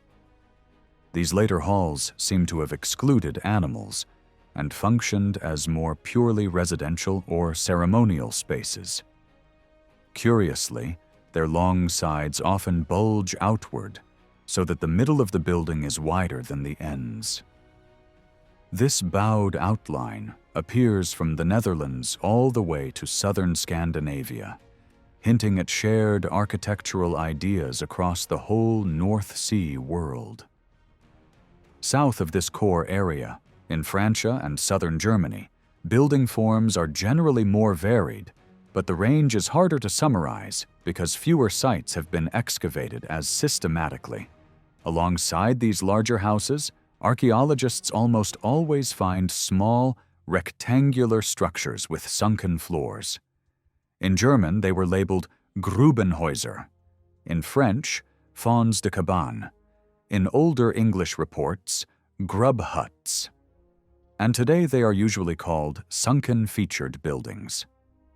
Early excavators tended to see them as miserable dwellings and used them as evidence that barbarians lived in dirt and squalor. One dig in the 1930s even imagined the occupants casually tipping leftovers into the corners and being unbothered by a human skeleton poking out of a wall. The archaeology tells a different story. These buildings typically consist of a pit dug into the ground, with posts supporting a lightweight superstructure.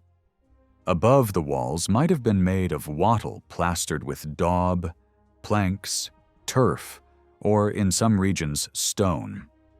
In some cases, the pit floor seems to have been the working floor.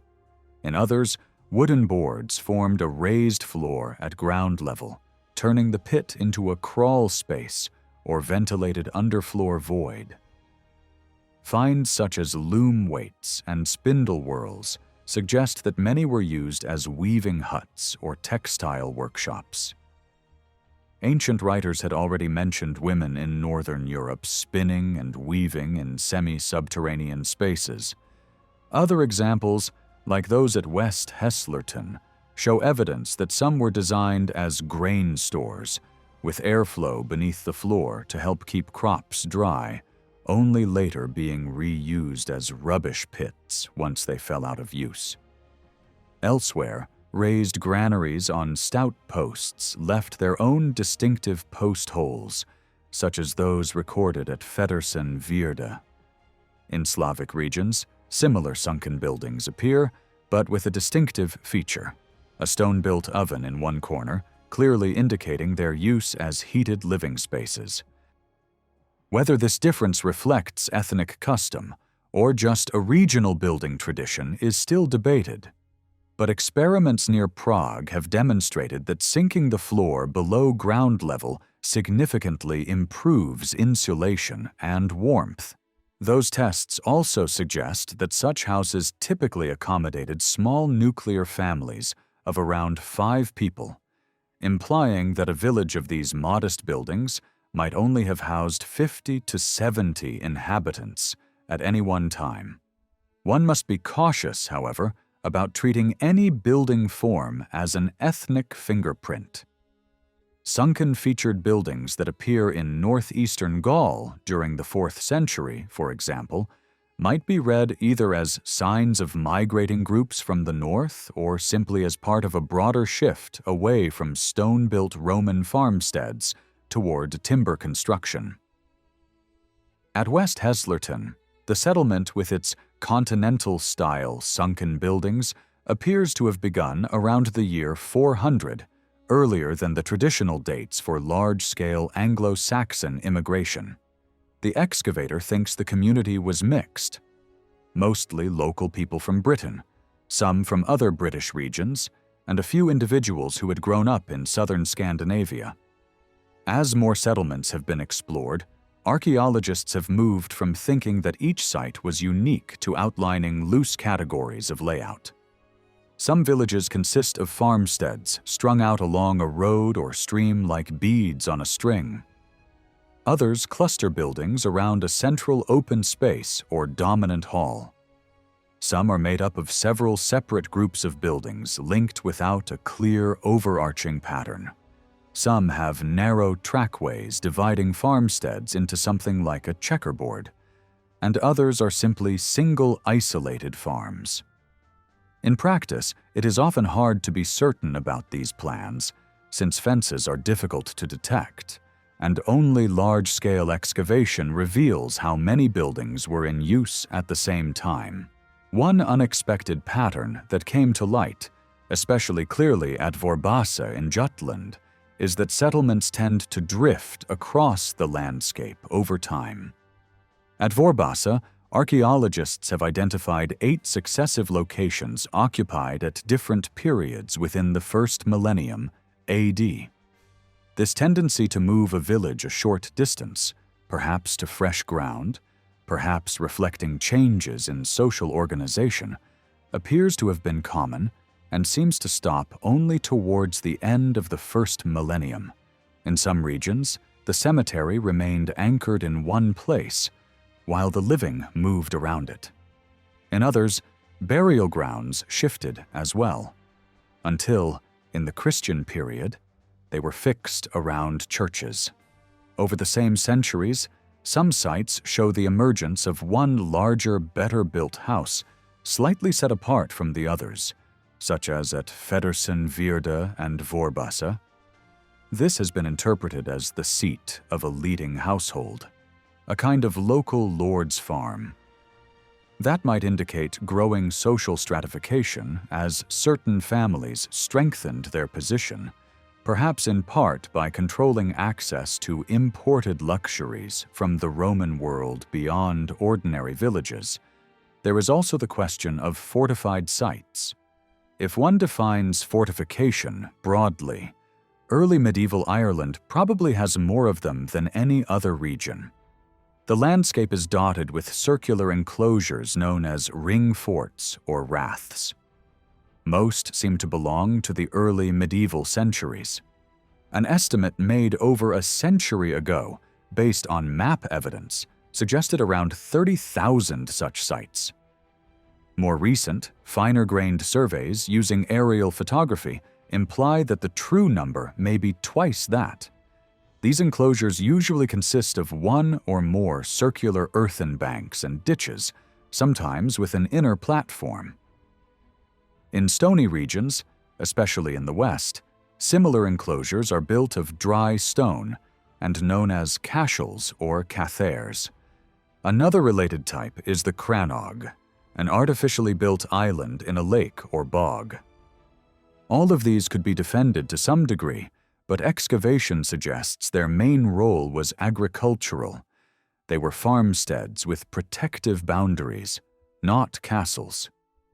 If perhaps 10,000 were occupied at any one time, they cannot have been restricted to a tiny elite, even allowing for the famously large number of petty kings. In early Ireland inside, the arrangements vary. Some sites contain traces of round or rectangular houses. Others show little clear internal structure at all, leading to speculative reconstructions. In a few cases, people have proposed that the entire interior may have been roofed to form a single vast building. But it is more plausible that there were clusters of smaller structures.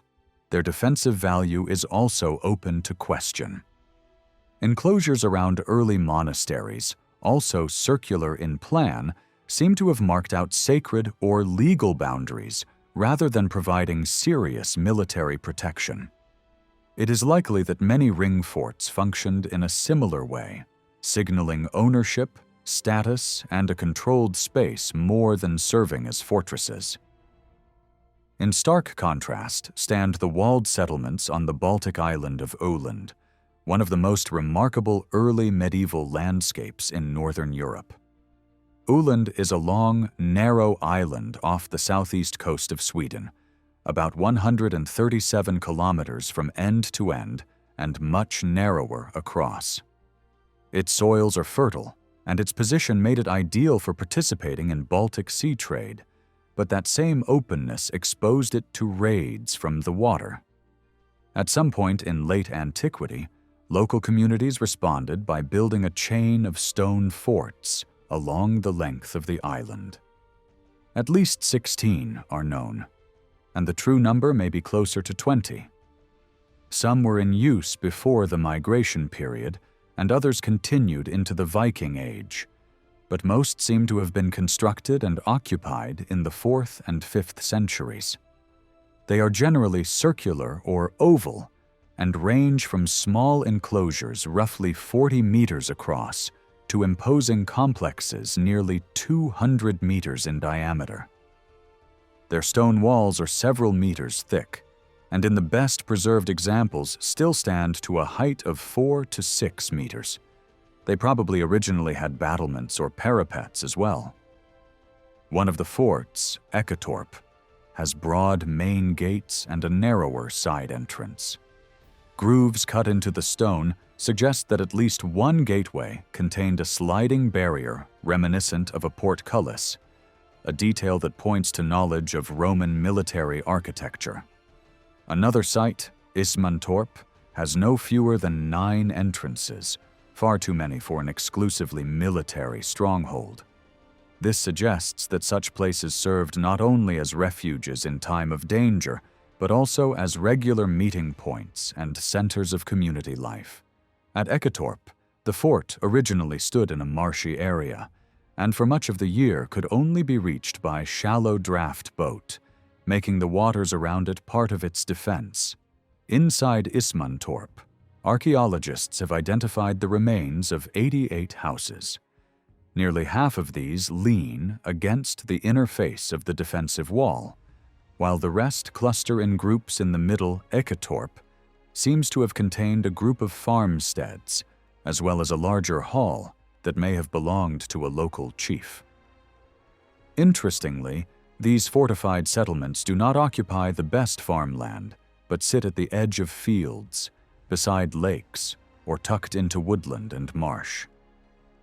The forts are spaced at regular intervals along the island, especially in the central and southern parts, so that no point is far from a defensible enclosure. The largest ones lie in the broad central belt of Åland, in the richest agricultural zone directly opposite the main crossing to the mainland. Everything about this system suggests coordinated planning.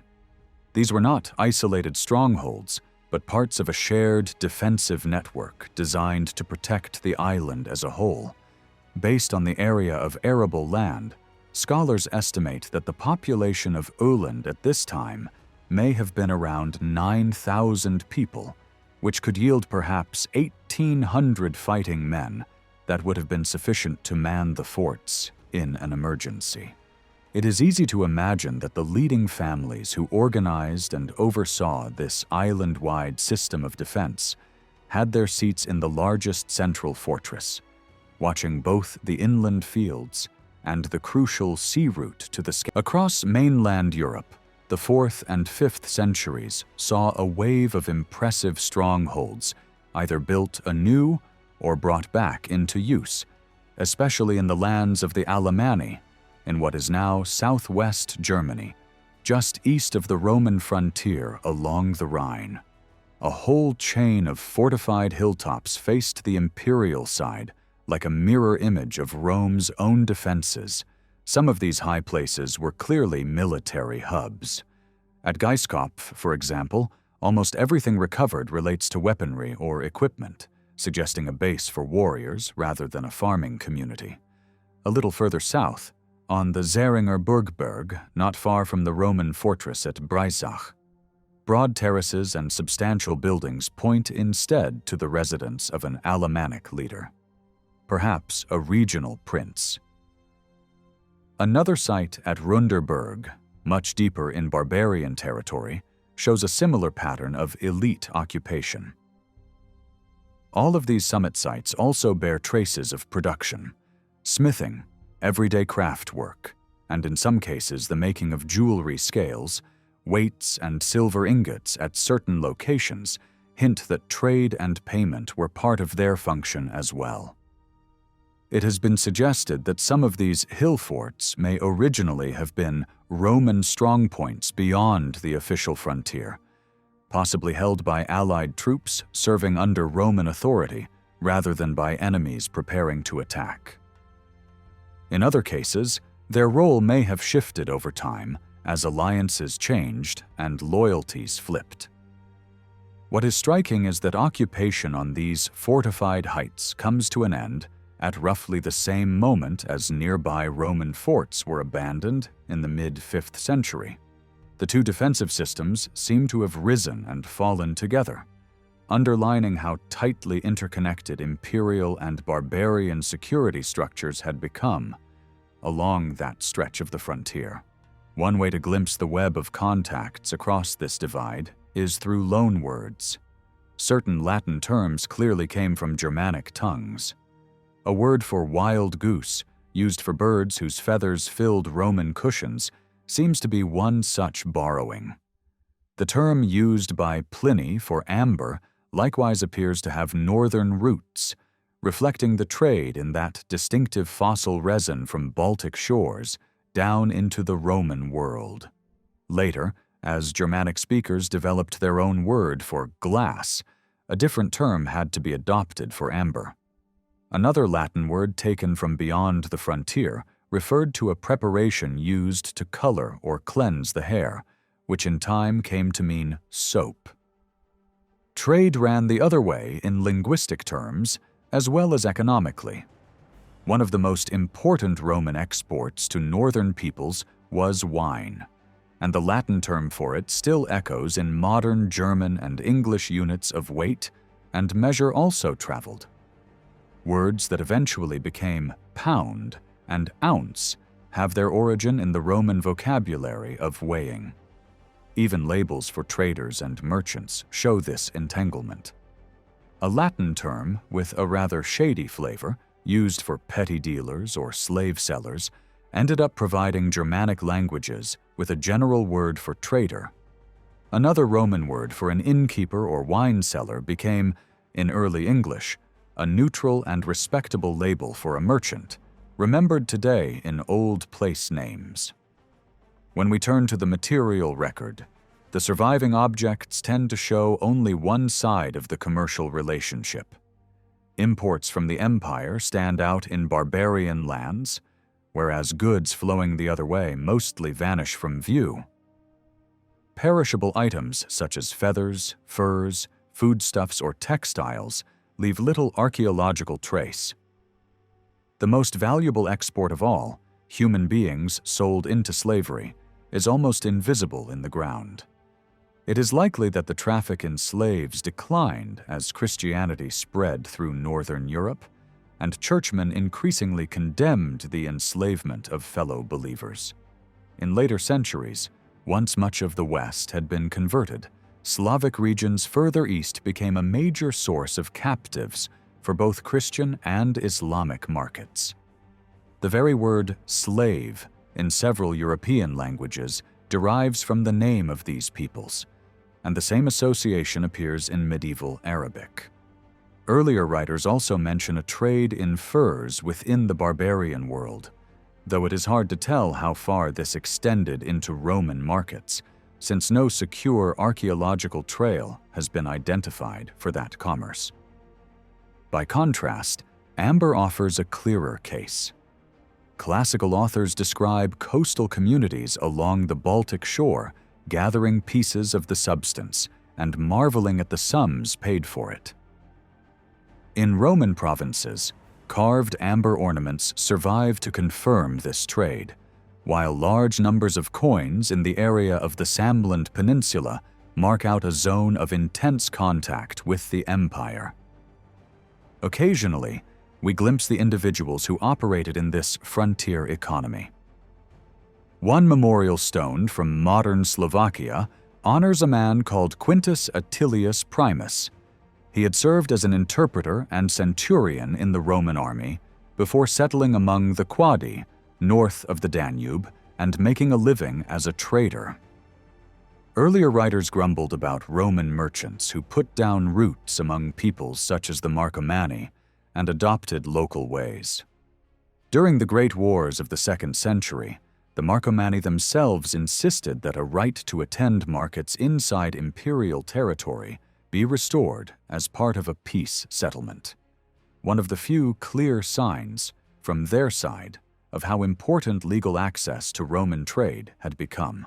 Overall, the volume of imports into different barbarian regions rose and fell with political conditions, sometimes booming, sometimes dropping back during periods of crisis.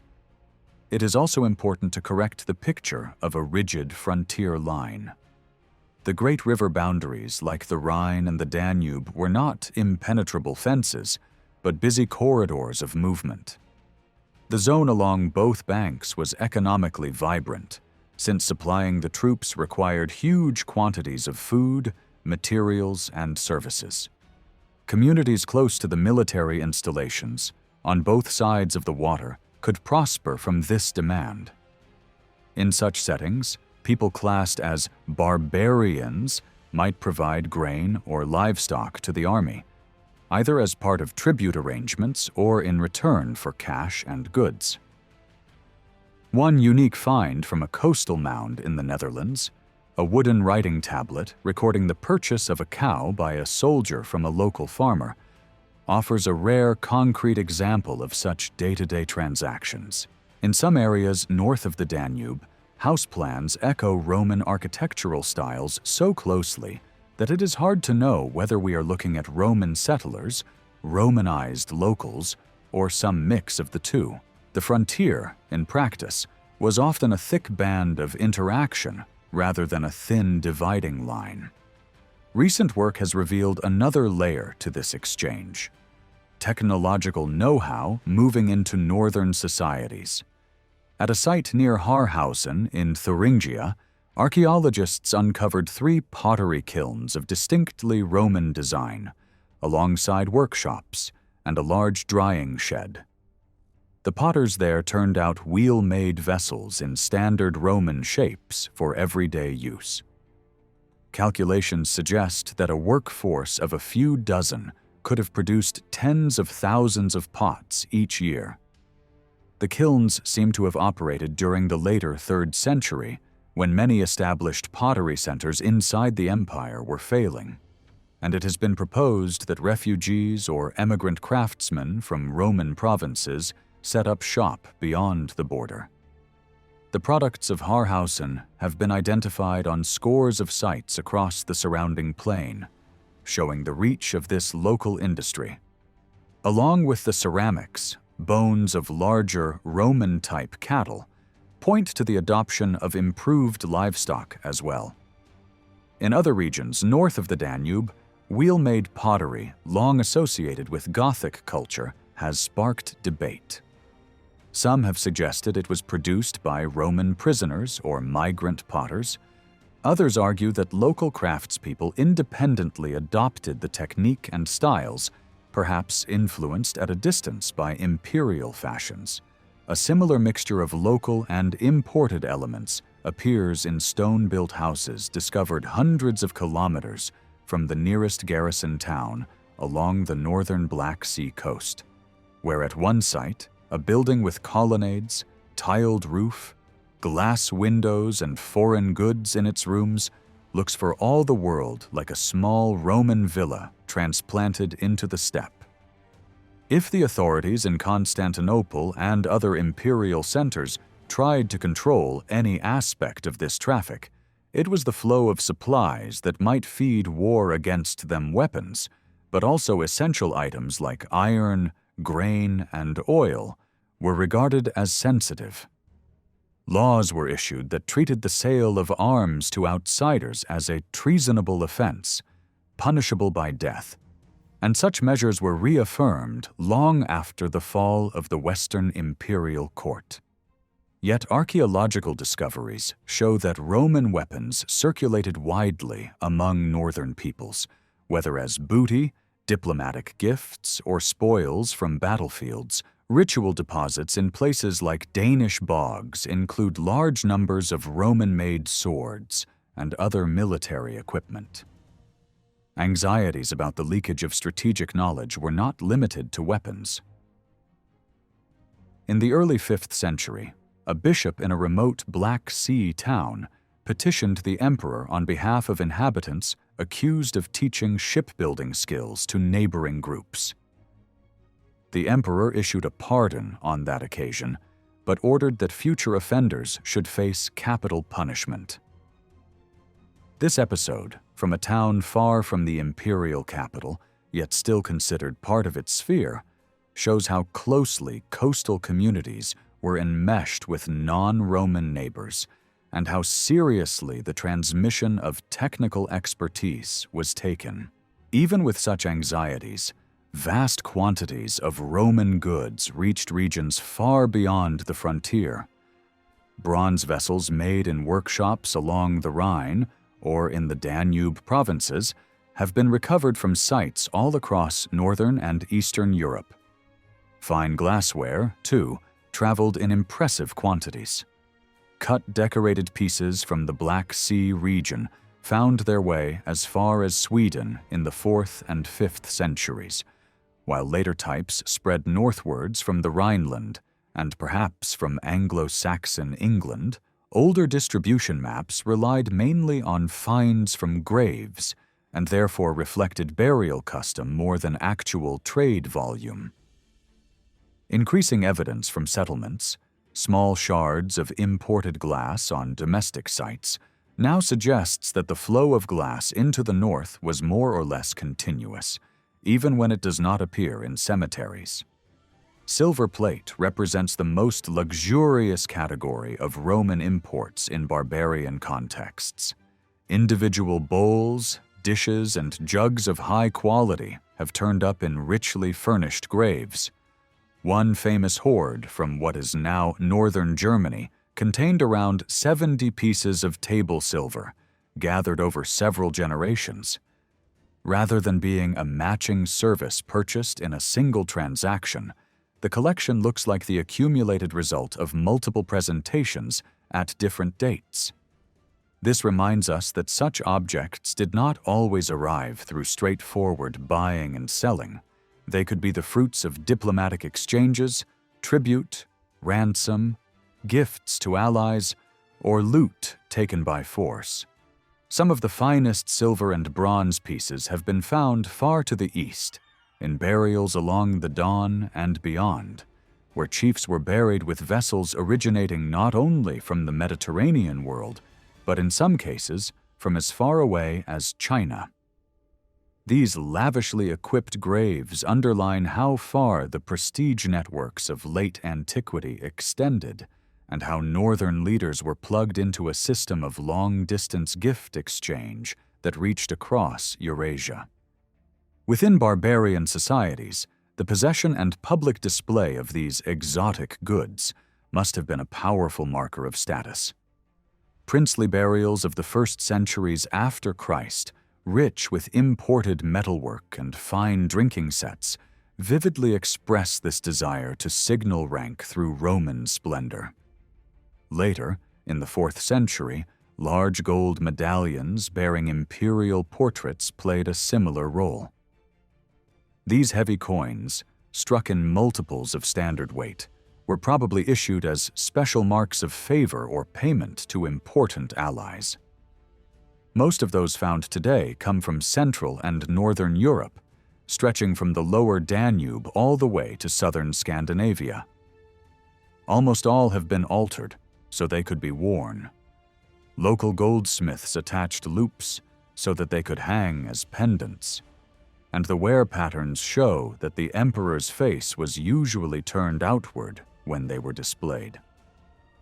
It seems likely that batches of these medallions were sent from imperial centers to major power hubs in the north, where they were customized and then redistributed further afield, helping to bind leading families into a wider world of imperial images, rewards, and recognition. In the North European world, heavy imperial medallions and ordinary Roman coins did more than simply move wealth across frontiers. Many of them were pierced or fitted with loops and worn as display pieces, and this habit became the starting point for a new kind of local ornament: the thin gold discs usually called bracteates.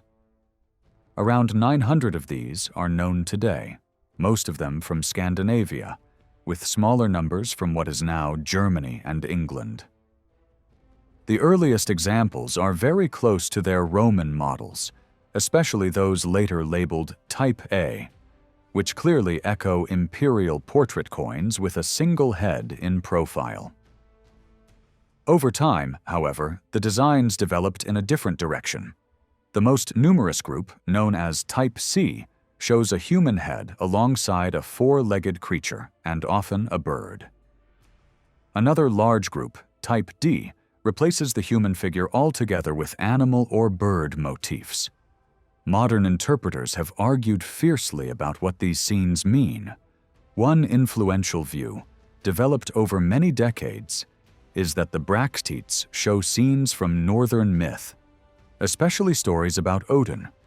The presence of horses, boars, and birds has been taken as evidence for this, since all three are closely linked with that god in later tradition. Even when the animal has horns and a beard, one leading scholar maintains that it should still be read as a horse dressed for ritual, rather than as a goat belonging to another deity, twisted legs or upside-down bodies, rather than being seen as clumsy drawing, are read as a sick animal being healed by the god. Some other figures on these discs have been identified with Tyre losing his hand to the wolf, or Balder being struck down by a branch, though not everyone accepts these interpretations. A very different line of thought suggests that the central figure might often be a human ruler, whose sacred status is being underlined through symbolic animals. Whatever the exact reading, it is clear that these small gold pieces could carry many layers of meaning at once. Scholars now tend to accept that the people who wore and buried them did not separate functions the way we do. A bracteate could at the same time be a charm, a mark of rank, a diplomatic gift, or a badge of group identity. The fact that so many come from women's graves suggests that elite women played a crucial role in displaying and transmitting these symbols, often wearing them on bead strings, together with coins and other trinkets. Hoards of bracteates and other gold objects appear to have been deliberately put into the ground rather than lost by accident. Some researchers have suggested that these were offerings made on behalf of whole communities, perhaps in response to crises such as the strange dark years after the great atmospheric catastrophe of the mid-6th century. These discs are just one window into a wider world of skilled metalwork that grew partly out of Roman models, but soon developed its own visual language. Sadly, what survives today gives us a very incomplete picture of early northern creativity. We know almost nothing of their painted work, monumental wood carving, textiles, or decorated leather. No painted wall fragments have been securely identified from this period in the barbarian lands, and there are no surviving decorated wooden panels from the age before the 9th century. What we can see is dominated by metal, brooches, buckles, fittings, and harness that were durable enough to last in the soil. Yet even this fragmentary record suggests a very high level of technical sophistication. Roman writers themselves recognized a distinctive foreign style in luxury jewelry, using a special term to describe it, and state workshops in major provincial cities employed specialist goldsmiths and armor decorators who worked in this manner. Fine pieces currently displayed in museums represent enormous investments of time and skill. Cutting and polishing a single complex garnet could take a craftsman more than a day of careful labor. When we add up the thousands of tiny stones on a major piece, such as the famous ship burial from eastern England, the result is measured in many years of human work. Long before the gold settings were even finished, art historians usually group the surviving northern metalwork into two broad styles. The first is a richly colored style that uses gold surfaces in combination with inlaid stones such as garnet, glass, or other semi-precious materials. Its deeper roots lie in the ornaments of steppe nomads further east. But it seems to have reached Germanic elites through Gothic and Hunnic networks, and then spread across much of Europe. Sometimes rounded stones stand proud from the surface. Later, long, thin slices of stone were set into tiny gold compartments and arranged into intricate patterns, a technique now widely known as cloisonné. The second major style builds designs from animals.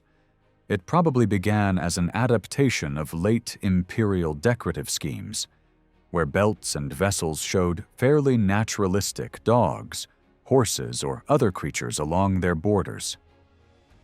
In northern hands, these animals broke up and multiplied. Bodies were stretched, twisted, and reassembled into dense patterns that cover entire surfaces. Heads and limbs float among ribbons and spirals, and it often takes a trained eye to recognize a creature at all. Early versions show fragmented beasts, and later ones show long, interlaced bodies woven together into symmetrical knots. Some of the finest examples of this interlaced animal style survive in metalwork from Scandinavia and Anglo-Saxon England. In a few spectacular pieces, colored stone inlay and animal design merge so completely that the bodies of the beasts are made up of garnet panels that shimmer over patterned gold foil beneath. These intricate designs did not remain confined to jewelry. In the later 7th century, artists who illuminated gospel books in Ireland and Britain began to adapt the same patterns for use in painted pages. They mixed the linear animal strands with spirals and other curving motifs that had long been used in Celtic metalwork, and combined both with layouts and framing ideas borrowed once again from the Mediterranean world. The result was a new hybrid style that reached extraordinary heights in works such as the Lindisfarne Gospels and the Book of Kells. In these manuscripts, beasts and birds twist through letters and borders, linking the visual language of old northern elites to the new Christian written culture. If we pull back and ask what all this suggests about northern societies in comparison with the Roman world, the answer is complex. Many of these groups farmed, managed herds, and ran sophisticated legal systems. Some clearly had long-distance trade links and elaborate gift networks, yet they did not maintain large stone-built cities in the Roman sense, nor did they invest in monumental public architecture beyond defensive works.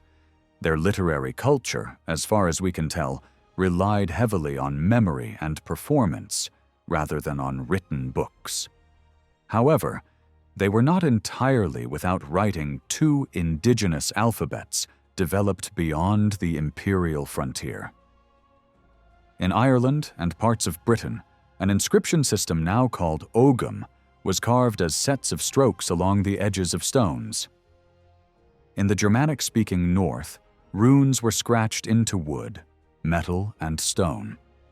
Both systems use straight lines well suited to carving, and both seem at first to have been used mainly for short texts such as ownership marks, dedications, names, and short formulas that may have had a ritual or protective character. Because later tradition credits runes with magical power, it has often been assumed that they began as a specialist tool of religious experts. Even so, they were clearly known more widely by the 4th century, since the missionary who created a script for the Gothic language borrowed several shapes from the runic row when devising his alphabet. Some historians now suspect that at least a few frontier kingdoms with regular tribute and military structures may have used writing more than the archaeological record reveals, keeping simple records on perishable materials that have not survived. Once certain barbarian groups converted to Christianity, especially those living closest to imperial borders, literacy in Latin or Greek grew rapidly. Many warriors, landholders, and clergy must have been able to read and write, at least in a basic way, in order to manage dealings with imperial authorities and church hierarchy, yet older systems of symbols remained in use alongside the new. In northern England, for example, a tall stone cross erected for a religious community carries carved texts in both Latin letters and runes, using the latter to record vernacular verse. Further north in Scandinavia, runic inscriptions continued to flourish well into the Viking Age. Stone memorials, covered in runes, dot the landscape in Sweden, and excavations in towns such as Bergen have uncovered hundreds of wooden sticks scratched with messages, accounts, love notes, and practical records. In some rural districts of Sweden, runic signs remained in everyday use into modern times for marking calendars and farm tools. This long-lived tradition helps explain how a farmer of Scandinavian origin in 19th century North America could fabricate a rune-carved stone that later fooled many into believing that explorers from the Viking Age had reached the interior of the continent. Focusing solely on written documents, however, risks repeating the Roman prejudice that only a culture with extensive writing belongs to the realm of civilization. In truth, many communities beyond the imperial frontiers maintained rich oral traditions that fulfilled many of the functions played elsewhere by written texts. Ireland offers the clearest example. There, before and during the spread of Christianity, there existed learned specialists who preserved lore, law, story, and praise in memory and performance. Early foreign observers in Celtic lands speak of figures who combined religious roles with legal authority and philosophical debate. In Ireland, the closest parallels were two overlapping groups: religious experts sometimes described in later sources as magicians or seers, and professional poets and jurists. With the advance of the new faith, the first group lost its formal standing, but the second survived, and adapted poets came to be ranked in ordered grades that closely mirrored the ranks of clergy, and the highest class enjoyed prestige and legal protections on a par with kings. These poets and legal scholars studied for many years in schools, training their memories and mastering complex matters, genealogies, and legal precedents. They composed praise poems to uphold the honor of patrons and biting satire to punish those who failed in generosity or justice. They recited family descent lines that linked noble houses to legendary ancestors and gave verdicts in disputes over land and status. Although their work was rooted in an oral performance culture, many of them embraced writing once it became widespread, and their lore eventually flowed into the masterpieces of medieval Irish literature. In this way, a society that had invested more in memory than in stone or parchment still produced intricate, durable forms of knowledge and art, even if most of it has reached us only through the filter of later Christian scribes. Many ancient societies relied on individuals who carried the stories and traditions of their people across generations. One question that often arises is whether the barbarians of continental Europe had similar figures to those found among the Celts, or if the Celtic tradition was truly unique. Evidence is scarce, but we do find hints in later writings. For example, during Charlemagne's reign, there was an effort to preserve old heroic tales, rude and untamed perhaps, but rich with stories of ancient kings and warriors. This shows that oral storytelling in local languages was alive and valued. Earlier still, a poet named Venantius Fortunatus wrote about the songs sung by the Franks, accompanied by the sound of a harp. These songs often praised powerful leaders, just as Celtic bards did, and he noted how different cultures used different instruments to honor their heroes. A Roman might use a lute, the barbarian a harp, the Greek a lyre, and a Briton might use another stringed tool altogether. Archaeology has unearthed instruments like lyres in high-ranking burials, indicating that music and performance were closely tied to status and memory. There's even a story of a humble man who avoided the harp at feasts, embarrassed by his lack of ability, a sign that musical performance was expected even from common people. Among the Anglo-Saxons, we find a richer collection of poems that show how important these storytellers, or bards, were. In stories like Beowulf, we encounter the figure of the court poet, an entertainer and chronicler who recited heroic deeds to the rhythm of a formal verse. These poets were more than entertainers. They shaped the memory of the people. If they praised a king's victory over a dragon, that victory lived on for centuries. Another poem describes a wandering bard who traveled from one royal court to another, collecting gifts and retelling the lives of long-dead kings. In return, he kept their names and deeds alive in the minds of new generations. Another lament tells of a poet who lost his position and land to a rival, showing that these figures were tied to the noble households that supported them. Though the surviving manuscripts date centuries later, they offer a glimpse into how remembered and celebrated actions shaped the identity of early warrior societies. While many accounts focus on warriors, it's just as important to consider slaves, whose presence and roles are much harder to measure. In the later Roman world, how many slaves there were, or where they came from, remains unclear. Some scholars believed most slaves were born within Roman territories and served in a range of roles, from household caretakers to workers in imperial workshops and supply systems. There's even a story of a soldier who was considered humble because he only kept one slave and tended to him personally.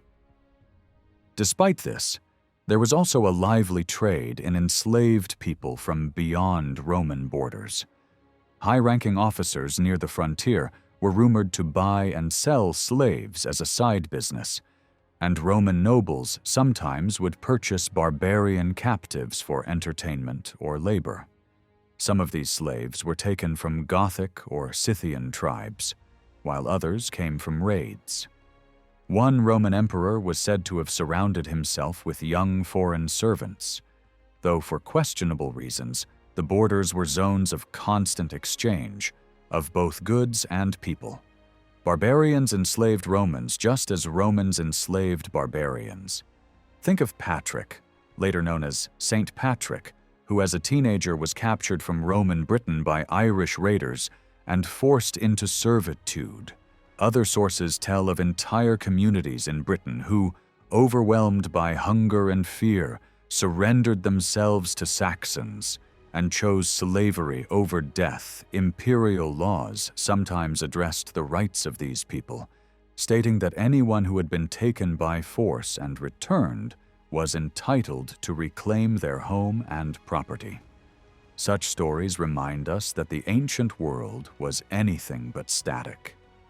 It was a place of shifting roles, where a storyteller could become a king's voice, and a freeborn Roman might end up in chains far from home.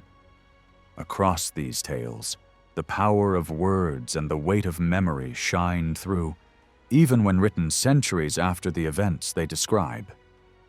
When we lack large-scale records, personal stories often reveal the harsh realities of the past.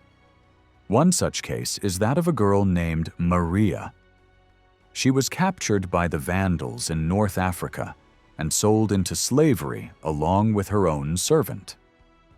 Even in bondage, Maria's servant continued tending to her, cooking and cleaning as though nothing had changed.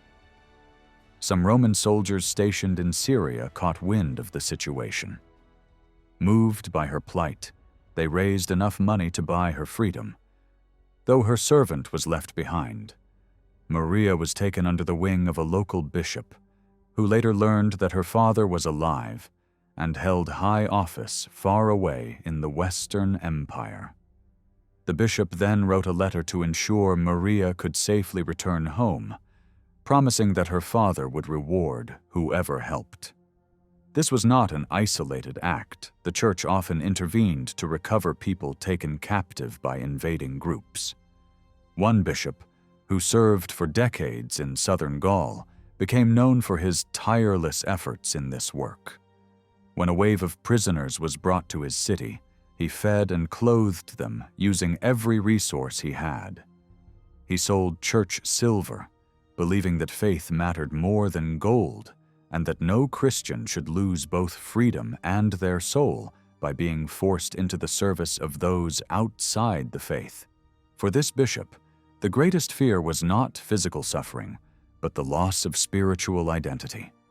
The possibility that a Christian held by pagans, heretics, or others might be pressured to abandon their beliefs. Stories like these echo across the biographies of holy figures. One saint in the Danube region was known for ordering a ransomed man to sneak across the river and search for a missing captive described in vivid detail. His reputation was so great that a local king trembled in his presence and agreed to release all prisoners under his control. In other tales, hostages were exchanged in political bargains, sometimes with tragic results. One young noble was taken as a hostage during a peace deal between squabbling kings. When the alliance collapsed, he and others were forced into slavery or manual labor. One of his relatives tried to buy him back, but found the price too steep. In the end, a resourceful cook managed to secure both their escape, and the young noble was eventually restored to his family, while the cook was freed and rewarded for his bravery. Beyond these personal dramas, an even larger shift was occurring. For centuries, people from beyond Rome's borders had served in its armies, but this practice reached new heights under the first Christian emperor. As he pushed toward uniting the empire, He recruited from defeated enemies and willing volunteers alike. In some cases, he even replaced the old imperial guard with a new body that included many foreign-born soldiers. Why did Romans turn to outsiders to fill their ranks? Perhaps manpower was scarce, or perhaps it was easier to rely on people who weren't part of the tax base or agricultural workforce. Others argued that these recruits were simply better fighters or more expendable. Regardless of the reasons, the government found it increasingly hard to persuade its own citizens to serve. Laws were passed to prevent self-mutilation by those desperate to avoid conscription, and later even slaves were promised freedom if they joined the army. Landowners were tasked with providing soldiers, either by drafting men from their tenants or paying for substitutes. Many balked at sacrificing their own workers and instead relied on hiring outsiders. Some of these recruits were prisoners settled on Roman land with the expectation of military service. Their children inherited the same status others were hired directly by influential commanders as private troops, loyal not to the empire, but to the individual who paid their wages. These personal armies strengthened the generals who led them, allowing some to seize political power. In time, the influence of foreign-born soldiers grew stronger. Many rose to high command, and even within the elite guard that protected the emperor, it was common to find men from beyond Rome's original borders. Their dress, weapons, and language stood out. Over time, they blended into Roman society, or perhaps Rome became more like them. Modern scholars sometimes claim that the late imperial guard was dominated by foreign-born soldiers, especially men from Germanic peoples. But when we look closely at the evidence, the picture is far less clear. One earlier writer, for example, argued that most of the emperor's personal guards were Germanic, armed with distinctive barbed spears and easily recognized by their long, fair hair. Yet, when we examine the sources he cites, we find far less than he suggests. One late antique author does indeed describe tall, blonde young men standing near the emperor in Constantinople, and another notes that barbarian recruits were being sent to serve in the guard. But when we turn to the most famous surviving image of imperial bodyguards, the 4 soldiers flanking the emperor on a great silver dish showing Theodosius seated on his throne, their weapons are not the characteristic barbed spears associated with the Franks, and their appearance is not as clearly Germanic as some would like to see. This gap between claim and evidence becomes the starting point for a more cautious, more systematic reevaluation. The historian who has pushed this reevaluation the furthest is Hugh Elton. He challenges the widespread idea that, by the later 4th century, foreign recruits formed the majority of Roman soldiers, and that the empire's destiny lay in the hands of barbarian generals, leading largely barbarian armies. Elton tackles both the question of numbers and the question of what barbarian really means in this context. He points out that some men traditionally labeled as outsiders might actually be better understood as Romans. Stilicho is a good example. Often described as a Vandal, he was the son of a Vandal who had already made a career in the Roman cavalry. His mother was Roman, he married into the imperial family, and most contemporary criticism of him focuses on his policies, not his ancestry. Another general, Fravitta, came from a Gothic background, but was described by a contemporary writer as a barbarian only by blood, and as thoroughly Greek in culture, behavior, and faith. This kind of testimony makes it clear that names and ethnic labels are not straightforward, and that identity in the late empire could be complex and layered. To handle this complexity, Elton sorted the officers we know about into several categories: clearly barbarian, clearly Roman, probably Roman, and those whose background is uncertain. He also checked how often a man with a Roman name is explicitly said to come from a barbarian people. Such cases exist, but they are rare. His calculations led him to a striking conclusion. Fewer than 1 in 3 of the officers in his sample were of non-Roman origin. He concedes that the proportion might be higher among the very top ranks, where our evidence is better, but his second conclusion is even more important. From the mid-4th century to the late 5th, the percentage of barbarian officers does not show a clear upward trend. The familiar story that the army became steadily more foreign from decade to decade simply does not match the surviving data.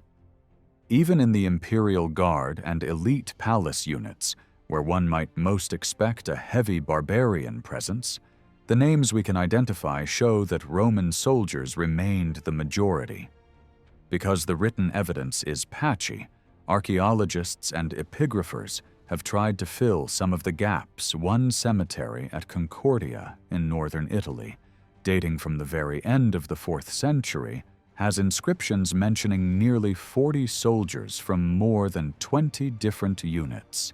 Attempts to sort their names by ethnic origin suggest that just over a third might have been of Germanic background. These men served side by side with others whose names are Latin or hard to classify, and even in units bearing ethnic titles, such as Batavi or Eruli, we find a mix of origins. But here, too, we must be cautious. Gravestones were not erected for everyone. Foreigners who adopted Roman names disappear into the crowd, and those who never felt the need for a formal inscription leave no trace at all. One epitaph for a soldier in Pannonia, written in Latin but in the voice of a proud Frank, famously declares that he was both a Frank by birth and a Roman soldier under arms. Whether this reflects the dead man's own words or the imagination of his Roman comrades, it beautifully captures how a person could inhabit both identities at once. Even if we could reach exact figures, numbers alone would not answer the deeper question of what barbarization actually meant. Some historians once assumed that a heavily foreign army must also have been disloyal or unstable. Yet when we look at cases of rebellion, treason, and attempted coups, the plotters are just as likely to be Romans as barbarians. In fact, it is easy to compile a long list of Roman-born officers who tried to seize power. By contrast, many of the high-ranking generals of barbarian origin seem to have spent their careers defending the imperial system, however ruthlessly, rather than trying to destroy it. The real impact of barbarian recruitment may have been less about loyalty and more about culture. Shared customs, language, and equipment slowly spread through the army and across the frontiers. We can see this cultural blending in the words Latin borrowed from Germanic tongues. Along the Danube, the term used for a soldier's bride appears in Latin inscriptions as a word that clearly echoes its Germanic counterparts and still survives in modern European languages. Military vocabulary shows similar borrowings. A fortified ring of wagons, for instance, is described with a term that combines a Latin word for cart with an element that seems to come from early Germanic, related to hedge or fence. Weapons, too, carry hints of foreign influence. Certain words for spears and swords likely entered Latin through contact with Germanic warriors. Even battle tactics absorbed new elements. Military writers describe a particular kind of war cry, starting as a low murmur and rising to a thunderous roar, timed to clash with the first blows of combat, which they associate with Germanic fighters, but which became part of Roman battlefield practice as well. clothing and appearance offer another window into these changes. From the early 3rd century, trousers and heavy boots were common in the army, especially in colder regions. Around 400, imperial decrees issued for the city of Rome insisted that senators should not wear military cloaks and that no one inside the city should appear in boots and trousers. The same group of laws complains about long hair and garments made from stitched-together animal skins. Taken together, these rulings are less about panic over foreign customs and more about protecting the visual hierarchy of Roman society. In the capital, there was still a keen sense that civilian and soldier, master and slave should be instantly recognizable at a glance. The authorities were worried not so much about barbarian influence as about any blurring of the lines that separated civilian life from military power. Yet, outside these formal concerns, a taste for barbarian style could itself become fashionable. Writers in the 6th century describe how some young men in the circus factions adopted hair and clothing associated with steppe peoples and other outsiders, growing their beards long, shaving the front of the head while letting the back hang down, and wearing boots, cloaks, and trousers described as Hunnic. To traditionalists, this looked like a rejection of Roman norms in favor of something alien and wild, but to those who adopted it, it may have been an exciting badge of identity and boldness. Over time, such cultural borrowing blurred the neat divide between Roman and non-Roman that older writers took for granted. As provincial populations became more accustomed to the presence of foreign soldiers and leaders, it may have seemed less shocking to accept rule by a king whose ancestors came from across the Rhine, especially if he behaved like a Roman, used Latin in his documents, and upheld local laws and customs. So what did all this mean for the survival of the Western Empire? For much of the 4th century, foreign-born soldiers remained a minority, scattered among many different units. Entire regiments composed solely of one barbarian people were rare. Many of the men recruited from beyond the frontier were from groups that had already been fighting alongside Romans for years and had every reason to preserve that relationship. One detailed study of the 4th century army up to the year 376 finds no real signs that foreign influence alone was undermining its effectiveness. If anything, the army continued to function as one of the strongest tools for spreading Roman culture and habits to neighboring peoples. The real turning point came after 376, when a large Gothic population was admitted into the empire under chaotic conditions, and the Battle of Adrianople exposed serious weaknesses. In the decades that followed, the nature of the Western field army changed. By the time of the famous battle against Attila's forces on the plains of Gaul, most of the fighting strength on the Roman side seems to have come from allied groups under their own leaders. Goths, Alans, Franks, Burgundians, Saxons, and others fought under agreements that granted them land, payment, or both in exchange for service. The Roman commander Aetius coordinated this coalition, but the number of troops who could be described as straightforward imperial soldiers appears small compared to the mass of federate contingents. At the same time, men of barbarian descent rose to prominence in imperial politics. Earlier figures such as Merobad, Bauto, and Arbogast, and later powerful generals like Ricimer, Gundobad, and Odoacer dominated Western affairs. It would be easy to portray them as destroyers of the empire, but their careers can also be read as attempts to keep the imperial system functioning under increasingly difficult conditions. They held Roman titles, moved comfortably in Roman aristocratic circles, and often had mixed ancestry. When we compare them with Roman-born strongmen, such as Aetius or later regional rulers in Gaul and Italy, the similarities in behavior and ambition are greater than the differences. What really changes is not who these warlords are, but where ordinary people place their loyalty. In the end, the Western Empire did not so much fall in a single act of betrayal as fragment under the weight of local needs and shifting loyalties. Provincial communities increasingly turned to whichever leader could offer them the best protection and patronage, whether he was technically Roman or barbarian, because the army had become the main path to power, and because that army contained so many men of frontier origin. Most of the successful warlords were at least partly barbarian.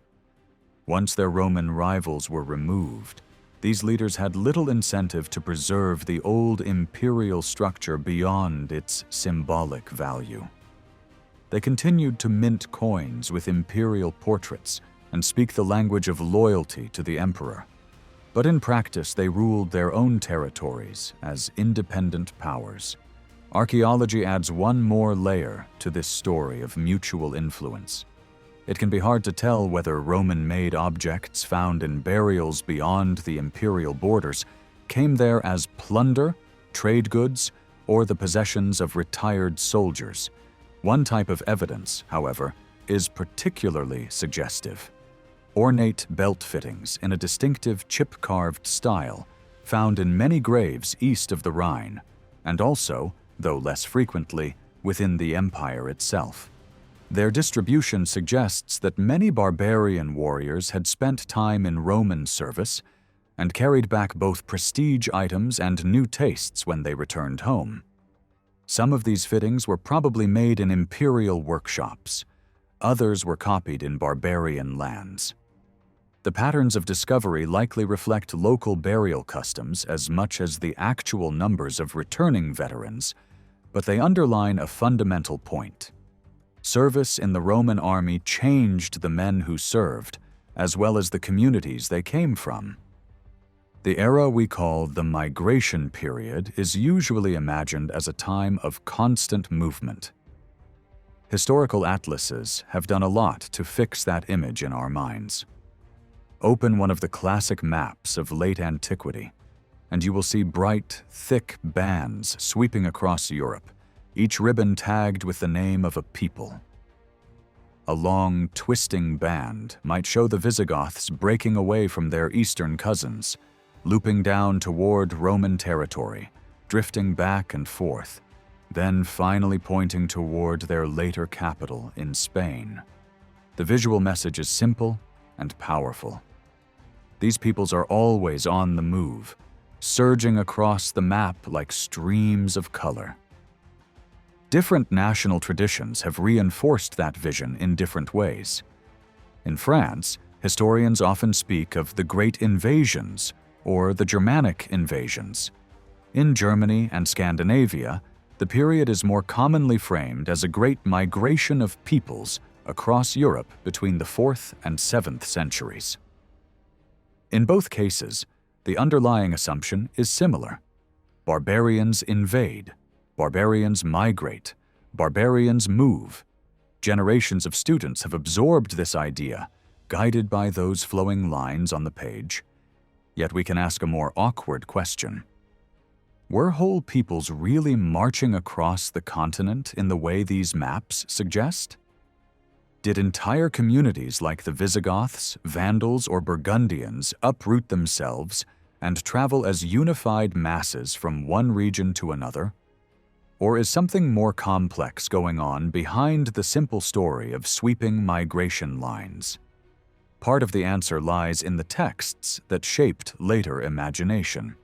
Already in antiquity, some writers portrayed northern peoples as naturally restless.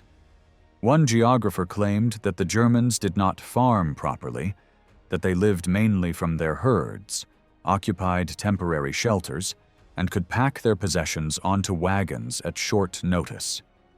Above all, however, one late writer about the Goths proved enormously influential.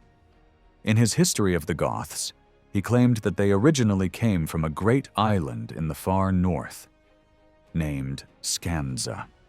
From there, they supposedly swarmed into mainland Europe and began a long journey that took them down into the territories later associated with them near the Black Sea.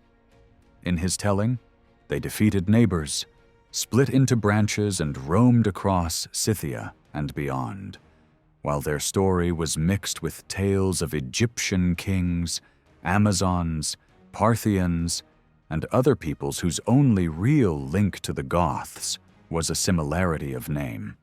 The author insisted that he trusted written accounts more than popular tales, yet his narrative is clearly a patchwork. Some sections draw on earlier classical descriptions of Scythians and Getae, others seem to come from his own imagination, and the whole construction aims to give the Goths a deep and glorious past. Later scholars have debated whether the Northern Island story reflects genuine Gothic tradition, an awkward scrap of older material that had to be included, or simply another literary invention shaped from hints in earlier Latin poetry about northern, snowy lands. It has even been suggested that this distant origin story served a political purpose. Writing after the fall of the Gothic kingdom in Italy, the author may have wanted to present the Goths as ultimate outsiders, strangers from a remote and harsh world, whose rightful place was outside rather than inside the Roman order they had tried to dominate for so long. Others have pointed instead to Cassiodorus, the Roman statesman who wrote an earlier history of the Goths that is now lost but used by later authors.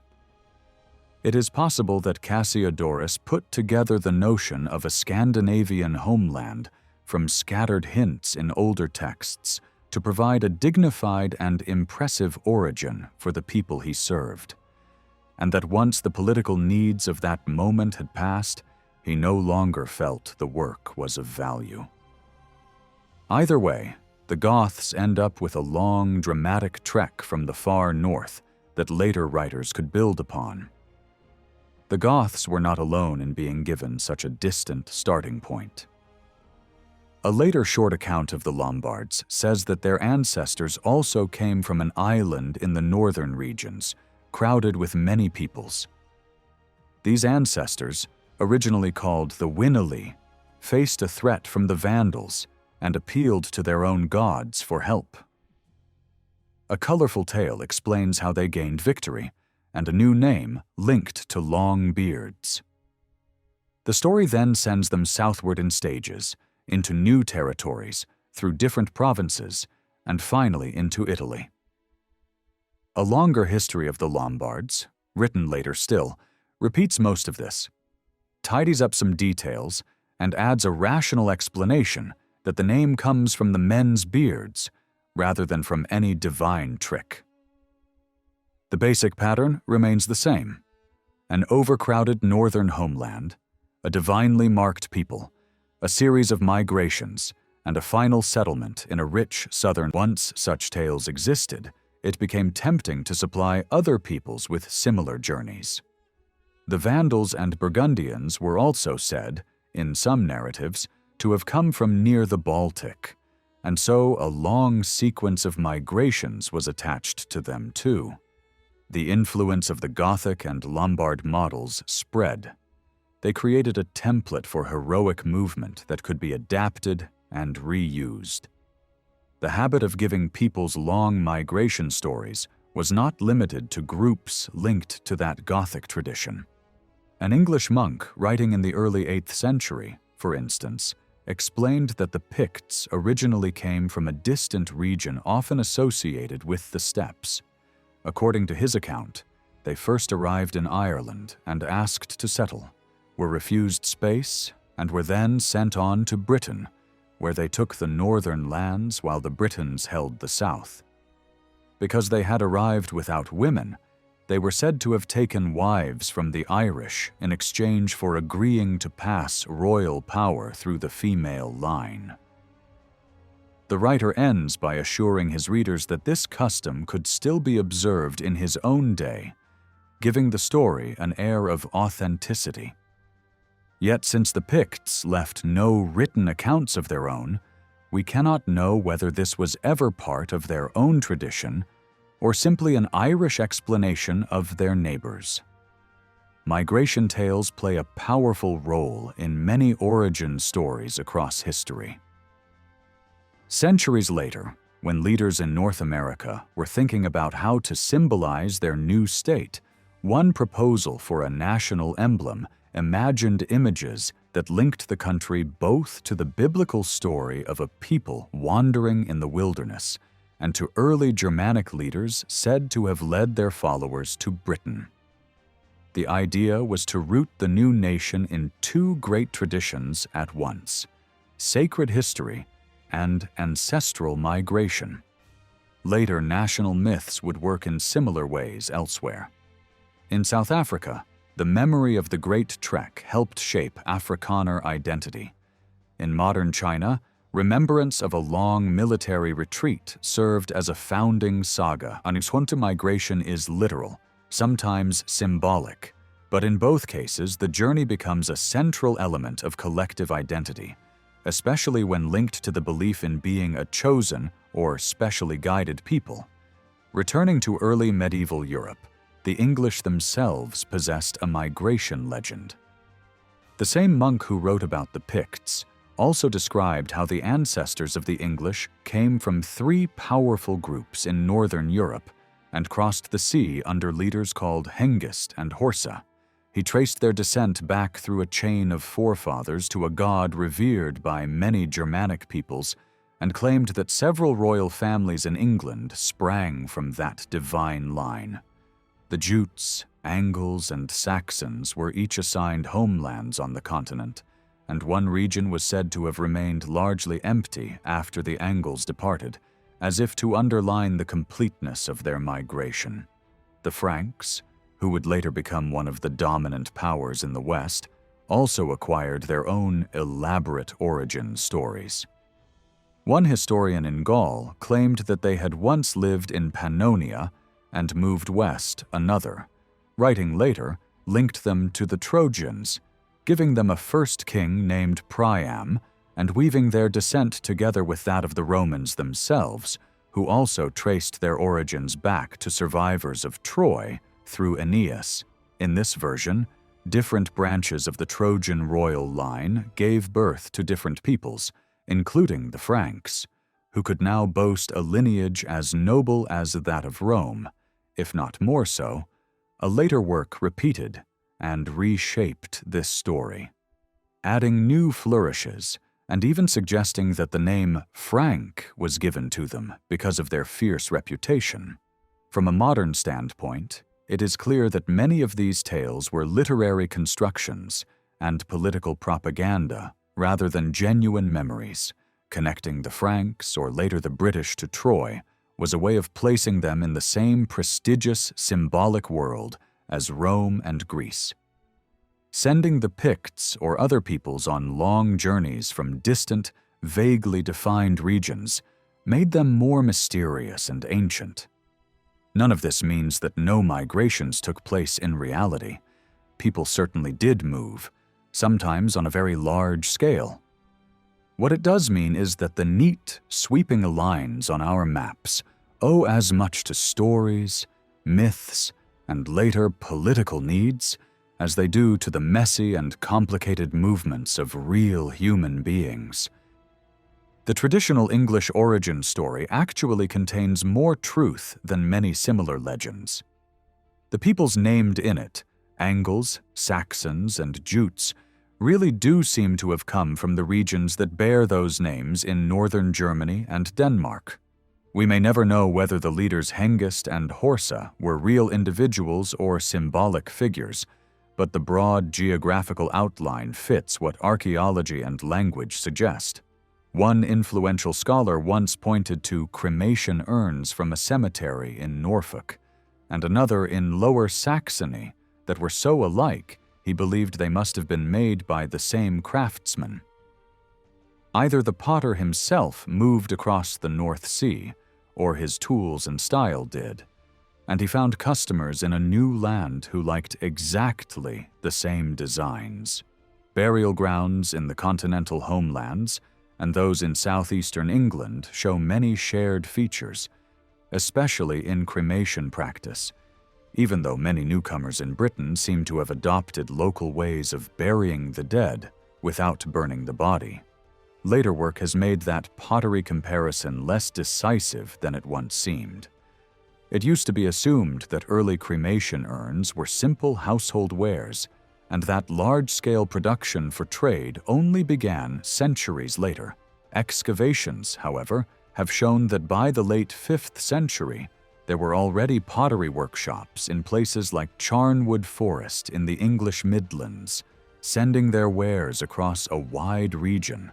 That means early Anglo-Saxon pottery formed part of wider exchange networks rather than being entirely made and used within tiny, isolated communities. The Jutes appear to have been the smallest of the three named groups who settled in Britain, at least if we judge from the territory that later writers assigned to them.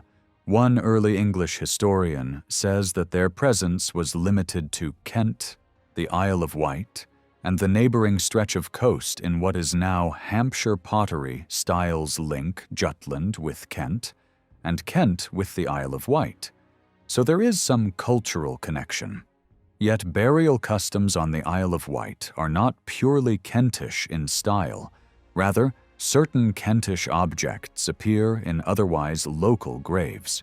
One modern archaeologist has suggested that what we see may be family ties and exchange across the water, rather than a full-scale transplanting of a Jutish population.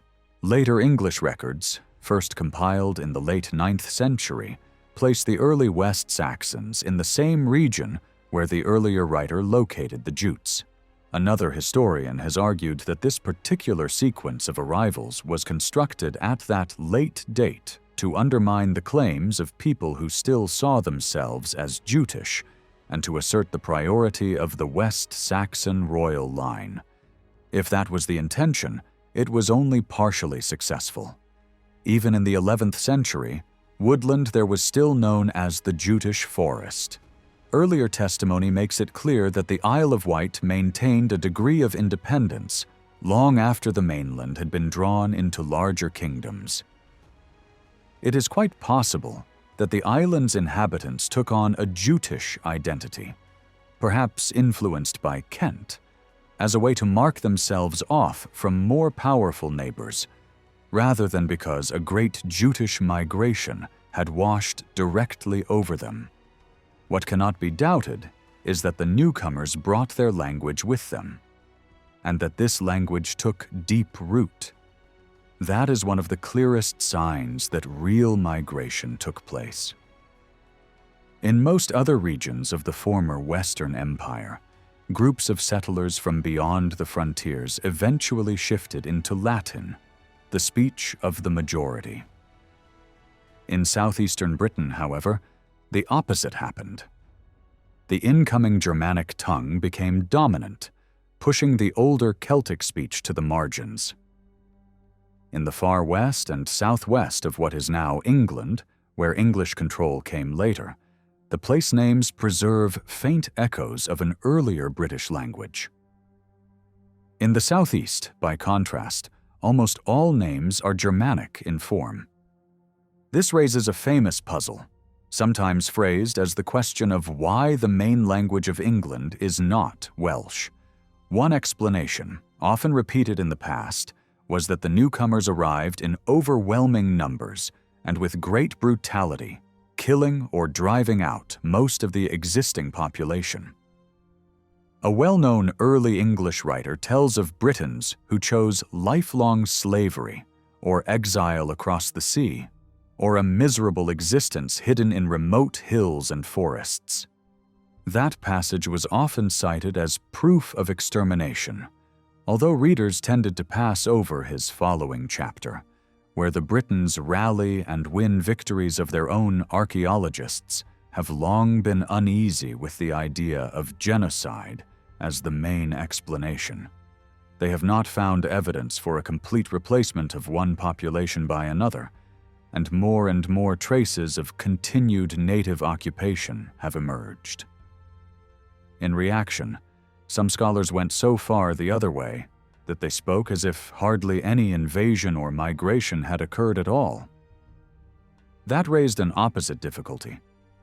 Could a small elite really impose its language so thoroughly on a much larger population without some stronger mechanism of dominance? This question remains at the heart of modern debate. The practicalities of crossing the North Sea are often overlooked in these discussions. Unlike the Vandals, whose move into North Africa involved one dramatic, organized crossing of the narrow strait between Europe and Africa, the settlers who came to Britain must have relied on repeated and smaller voyages. Late Roman authors almost never mention Saxons, without also mentioning ships. To their eyes, Saxons were sea raiders, whose boats hugged coasts, slipped into inlets, and struck unexpectedly. One poet describes their vessels as shallow, curving craft, in which every rower seemed to act as both captain and bandit, learning and teaching piracy at the same time. Shipwreck, he suggests, was less a disaster than a kind of training. Several early boats have been discovered in northern Europe. Many are clinker-built, and around 20 meters long. Scholars still argue about how typical these finds are. Some experiments with reconstructed ships suggest that they could be sailed, which would allow small professional crews to ferry settlers, animals, and equipment back and forth several times in a season, building up numbers steadily. Other researchers emphasize the dangers, stressing that such craft may have relied primarily on oars, clung to the coastline, and avoided bad weather, making long journeys slow and hazardous. Estimates of how many people crossed over from the continent into Britain between the early 5th and the mid-6th century vary enormously. Some speak of hundreds of thousands. Others prefer figures as low as 10 or 20,000. If Roman Britain once had 3 to 4 million inhabitants, and even if that population fell sharply in the troubled decades after imperial rule collapsed, then the Germanic newcomers may have formed only a small fraction of the total. Into this already complicated picture, genetic studies have recently introduced new ideas. Early in this century, a group of researchers examined the Y chromosomes of men in several English market towns with deep Anglo-Saxon roots, and compared them with samples from regions of the continent where related peoples once lived. They found that the English samples closely matched those from the North Sea coastlands and were quite distinct from those taken in modern Wales. At first, they suggested that this pointed to a very large influx of migrants, and even spoke in terms of ethnic cleansing, implying that earlier populations had been violently displaced. Later work by the same team used computer models to tell a different story. They argued that the genetic pattern could be explained by a more modest movement of people, combined with a strict social hierarchy. If a conquering group controlled wealth and land, had more surviving children, and discouraged marriage across ethnic boundaries, its genetic signature could spread very rapidly through a mixed population. Their simulations showed that the contribution of an incoming group to the male line could rise from less than a tenth to more than half in just a few centuries. In this view, it was not so much mass slaughter that produced the genetic pattern as a kind of social segregation. Another way to test the migration story is to look back at northern Germany and southern Denmark, the regions that medieval English writers named as the homelands of those who came to Britain. One early English historian claimed that after the departures, those lands remained sparsely populated.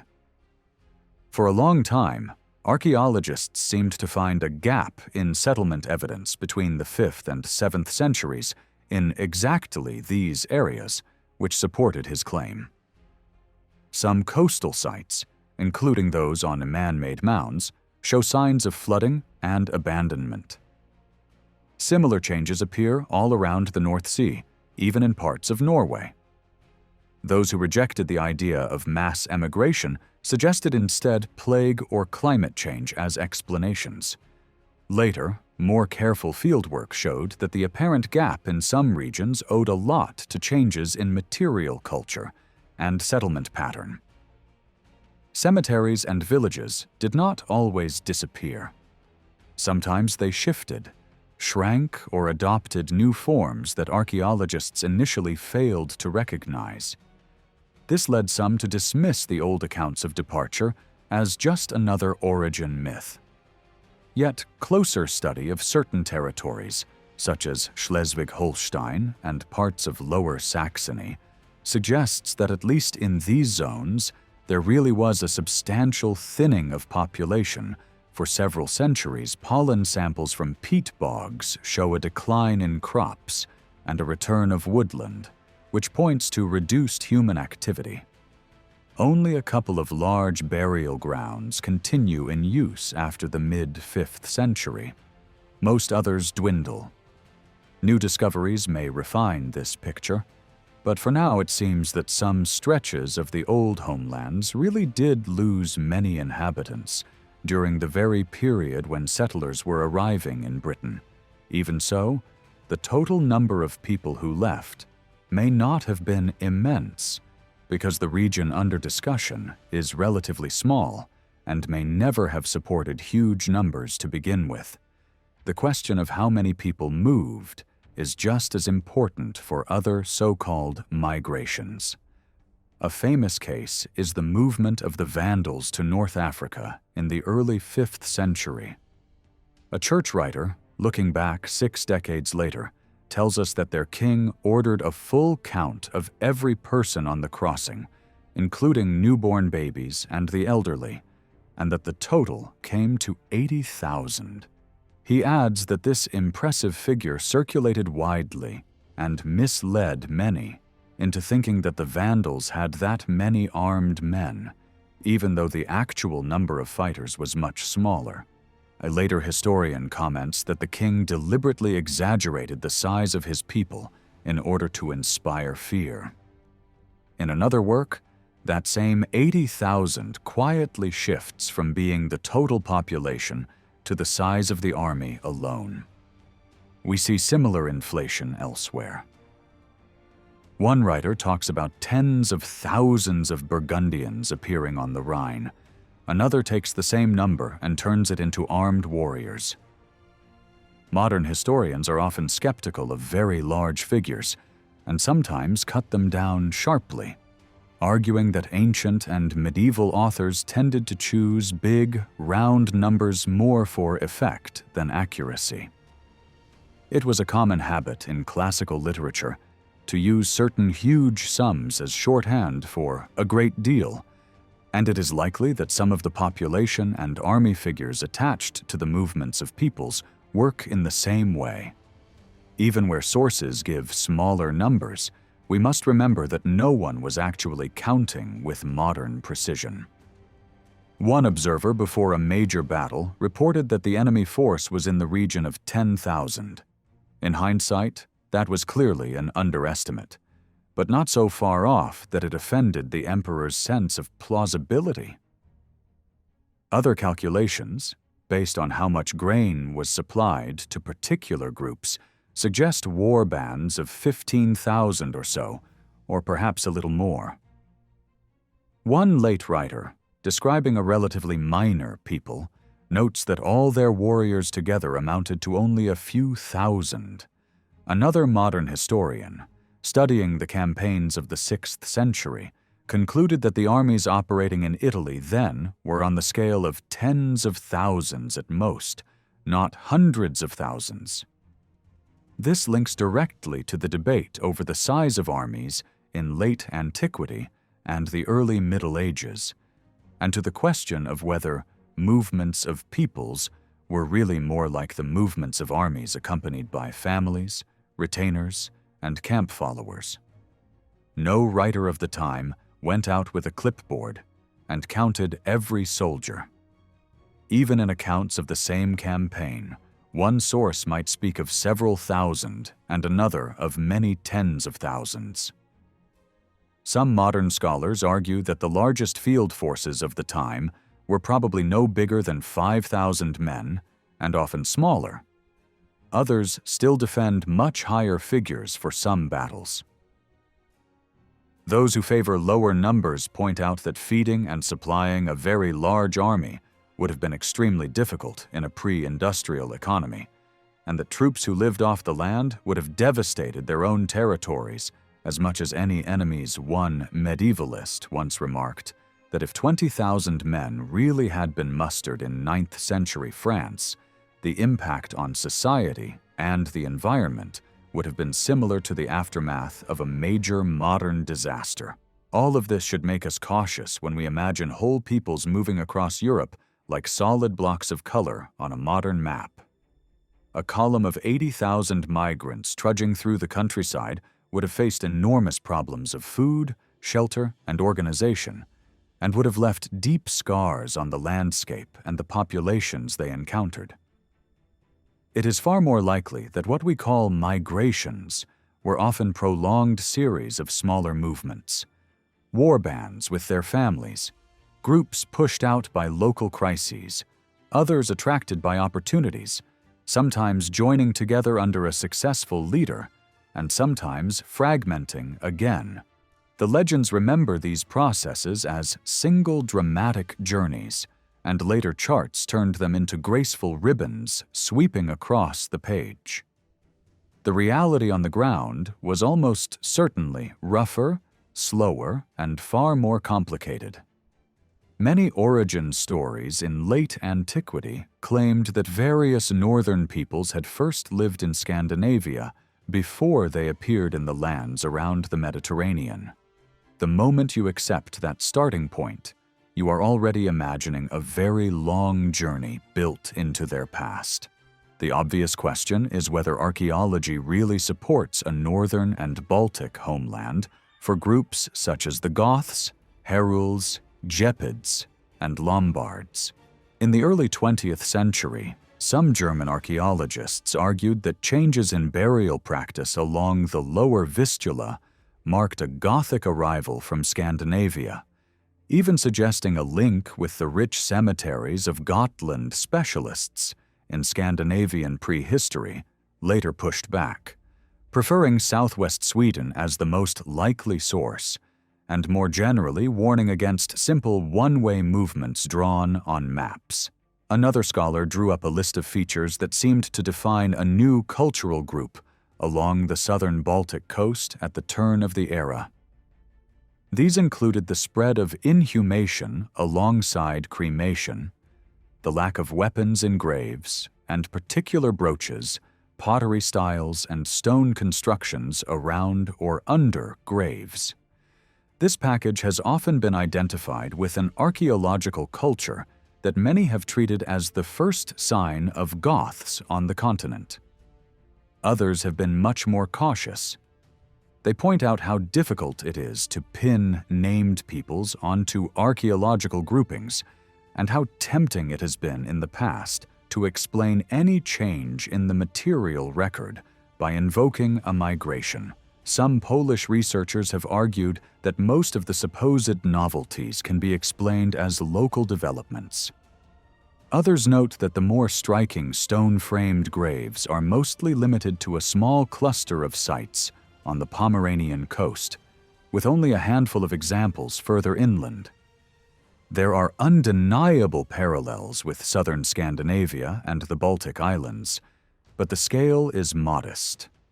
One plausible reading is that a relatively small group, perhaps a warrior elite with roots in Scandinavia, crossed the sea and established dominance over local communities. That group need not have been exclusively Gothic, given how closely the Goths are associated in the written sources with other peoples such as Gepids and Rhogians.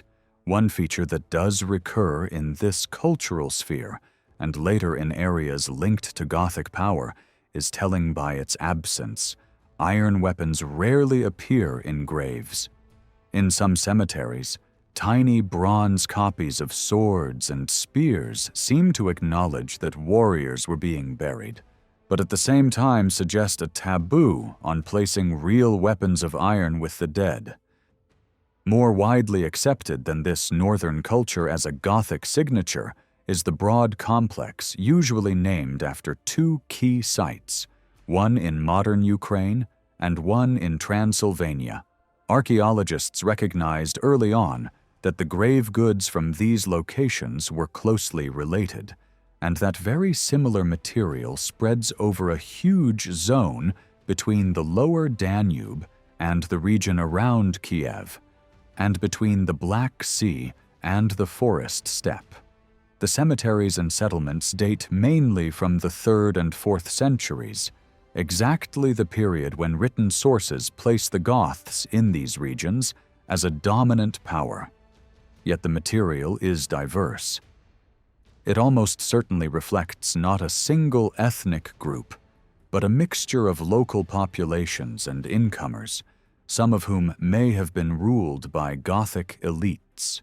The way of life reflected in this culture is clearly that of a farming society living in scattered villages, raising different kinds of livestock, producing crafts, and engaging in substantial trade with the Roman Empire. The Goths must have been tied closely to this world, but it is far less certain that they had come in from much further north. Excavations at a number of sites show continued occupation from the late Roman period into the early Middle Ages, which complicates any attempt to draw a sharp line between Gothic and later phases. The search for a Scandinavian starting point for the Vandals followed a similar trajectory. A 3rd century historian places them near the Danube frontier between other Germanic groups, from where they later marched into Gaul, then Iberia, and finally into North Africa. That part of their story is well supported. The real uncertainty is whether their ancestors had themselves moved south from the Baltic. One writer in late antiquity places Vandals on the coast soon after the supposed Gothic arrival from the northern island, and earlier generations of German archaeologists took this as confirmation. They linked the Vandals with a specific archaeological culture in central and southern Poland, then traced that culture back to an earlier phase further north, and even to a cemetery in northern Jutland with a suggestive place name. Similarities in pottery between northern Denmark and Silesia were treated as proof of a journey from Jutland to the Danube later, as this Polish culture was shown to expand southwards in the 2nd century. Scholars felt they could map out the Vandals' route down to the imperial frontier towards the end of the 20th century. However, a Danish archaeologist carefully showed how these reconstructions reflected contemporary national and political assumptions as much as evidence before the Second World War. German scholars had every incentive to imagine a long Vandal march from Scandinavia to Africa. Afterwards, Danish and Polish archaeologists stressed continuity and local development instead. More generally, archaeological theory moved away from invasion stories toward explanation in economic and social terms.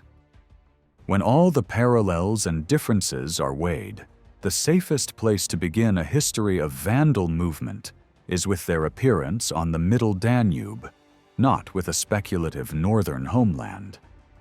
One group does offer a striking account of a long journey that actually runs the other way, from Central Europe back to the northern seas. These are the Herules, a people loosely connected with the Goths in some sources, but known mainly through a late historian who delighted in exotic detail.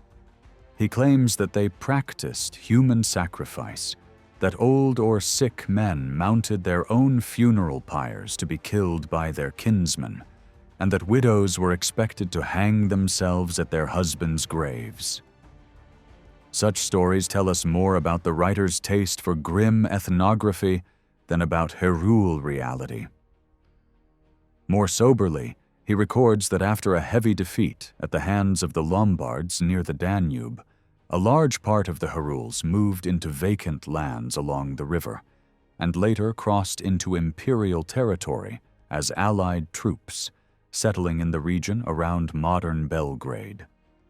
However, one faction refused this arrangement.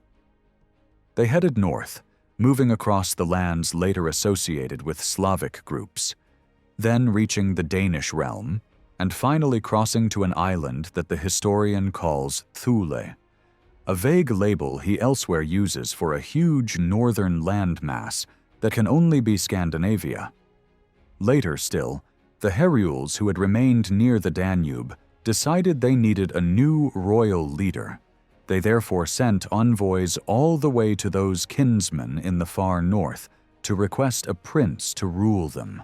Whether or not every detail is accurate, this story shows that movement over enormous distances, linking the Danube, the Baltic coast, and Scandinavia, was entirely possible for determined groups in this period. Other snippets suggest similar connections. One narrative speaks of a northern king leaving Scandinavia to serve under the Gothic ruler in Italy.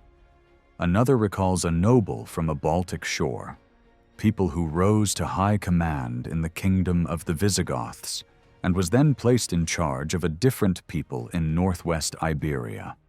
Material finds tell their own story.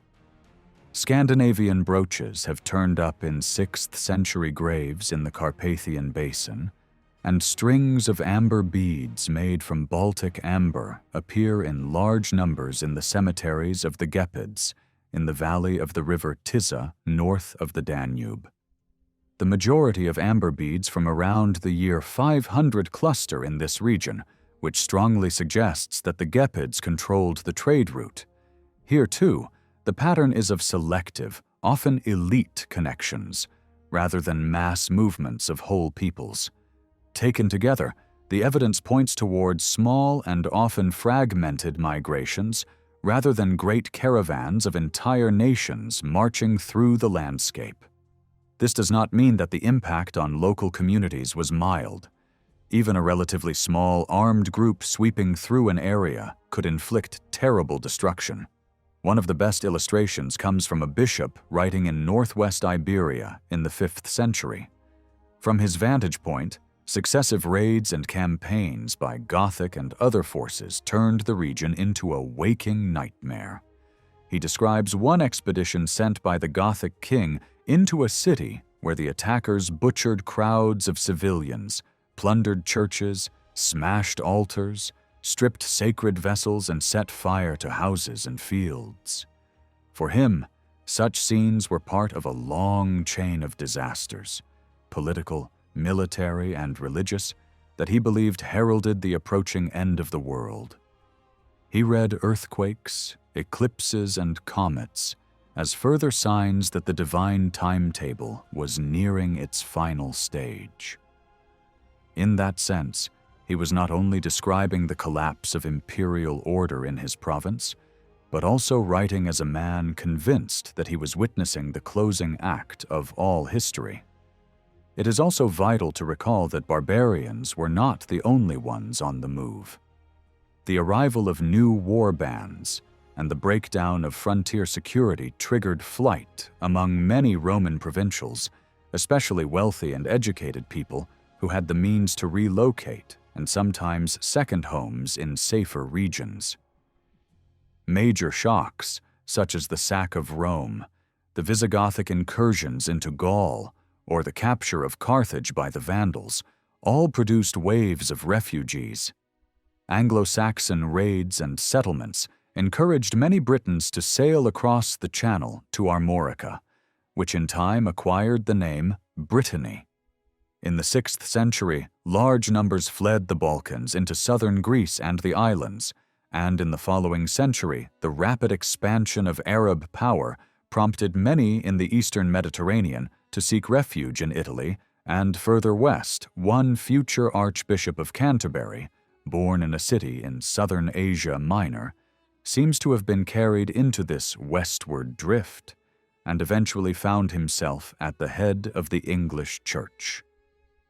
Sometimes such migrations were partly organized from above. In the Danube regions, a charismatic holy man persuaded entire communities to abandon towns that could no longer be defended and move to safer areas. Later, a powerful soldier ruler ordered the remaining Roman population of one vulnerable province to be evacuated wholesale into Italy. Archaeological and written evidence hint that some Balkan cities were deliberately emptied in the 6th and early 7th centuries. Many inhabitants of the Danube territories resettled in Thessalonica or on Aegean islands. Elsewhere, bishops led their flocks from one shore to another, and the number of Greek speakers in Sicily, southern Italy, and Rome rose sharply.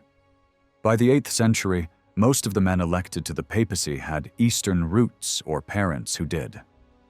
When we step back and consider all these streams together, barbarian warbands, small migrating elites, traders, refugees, evacuees, and clerics, it becomes clear that late antiquity was an age in which mobility played a defining role in the transformation of Europe, perhaps more so than in any other period before the modern era.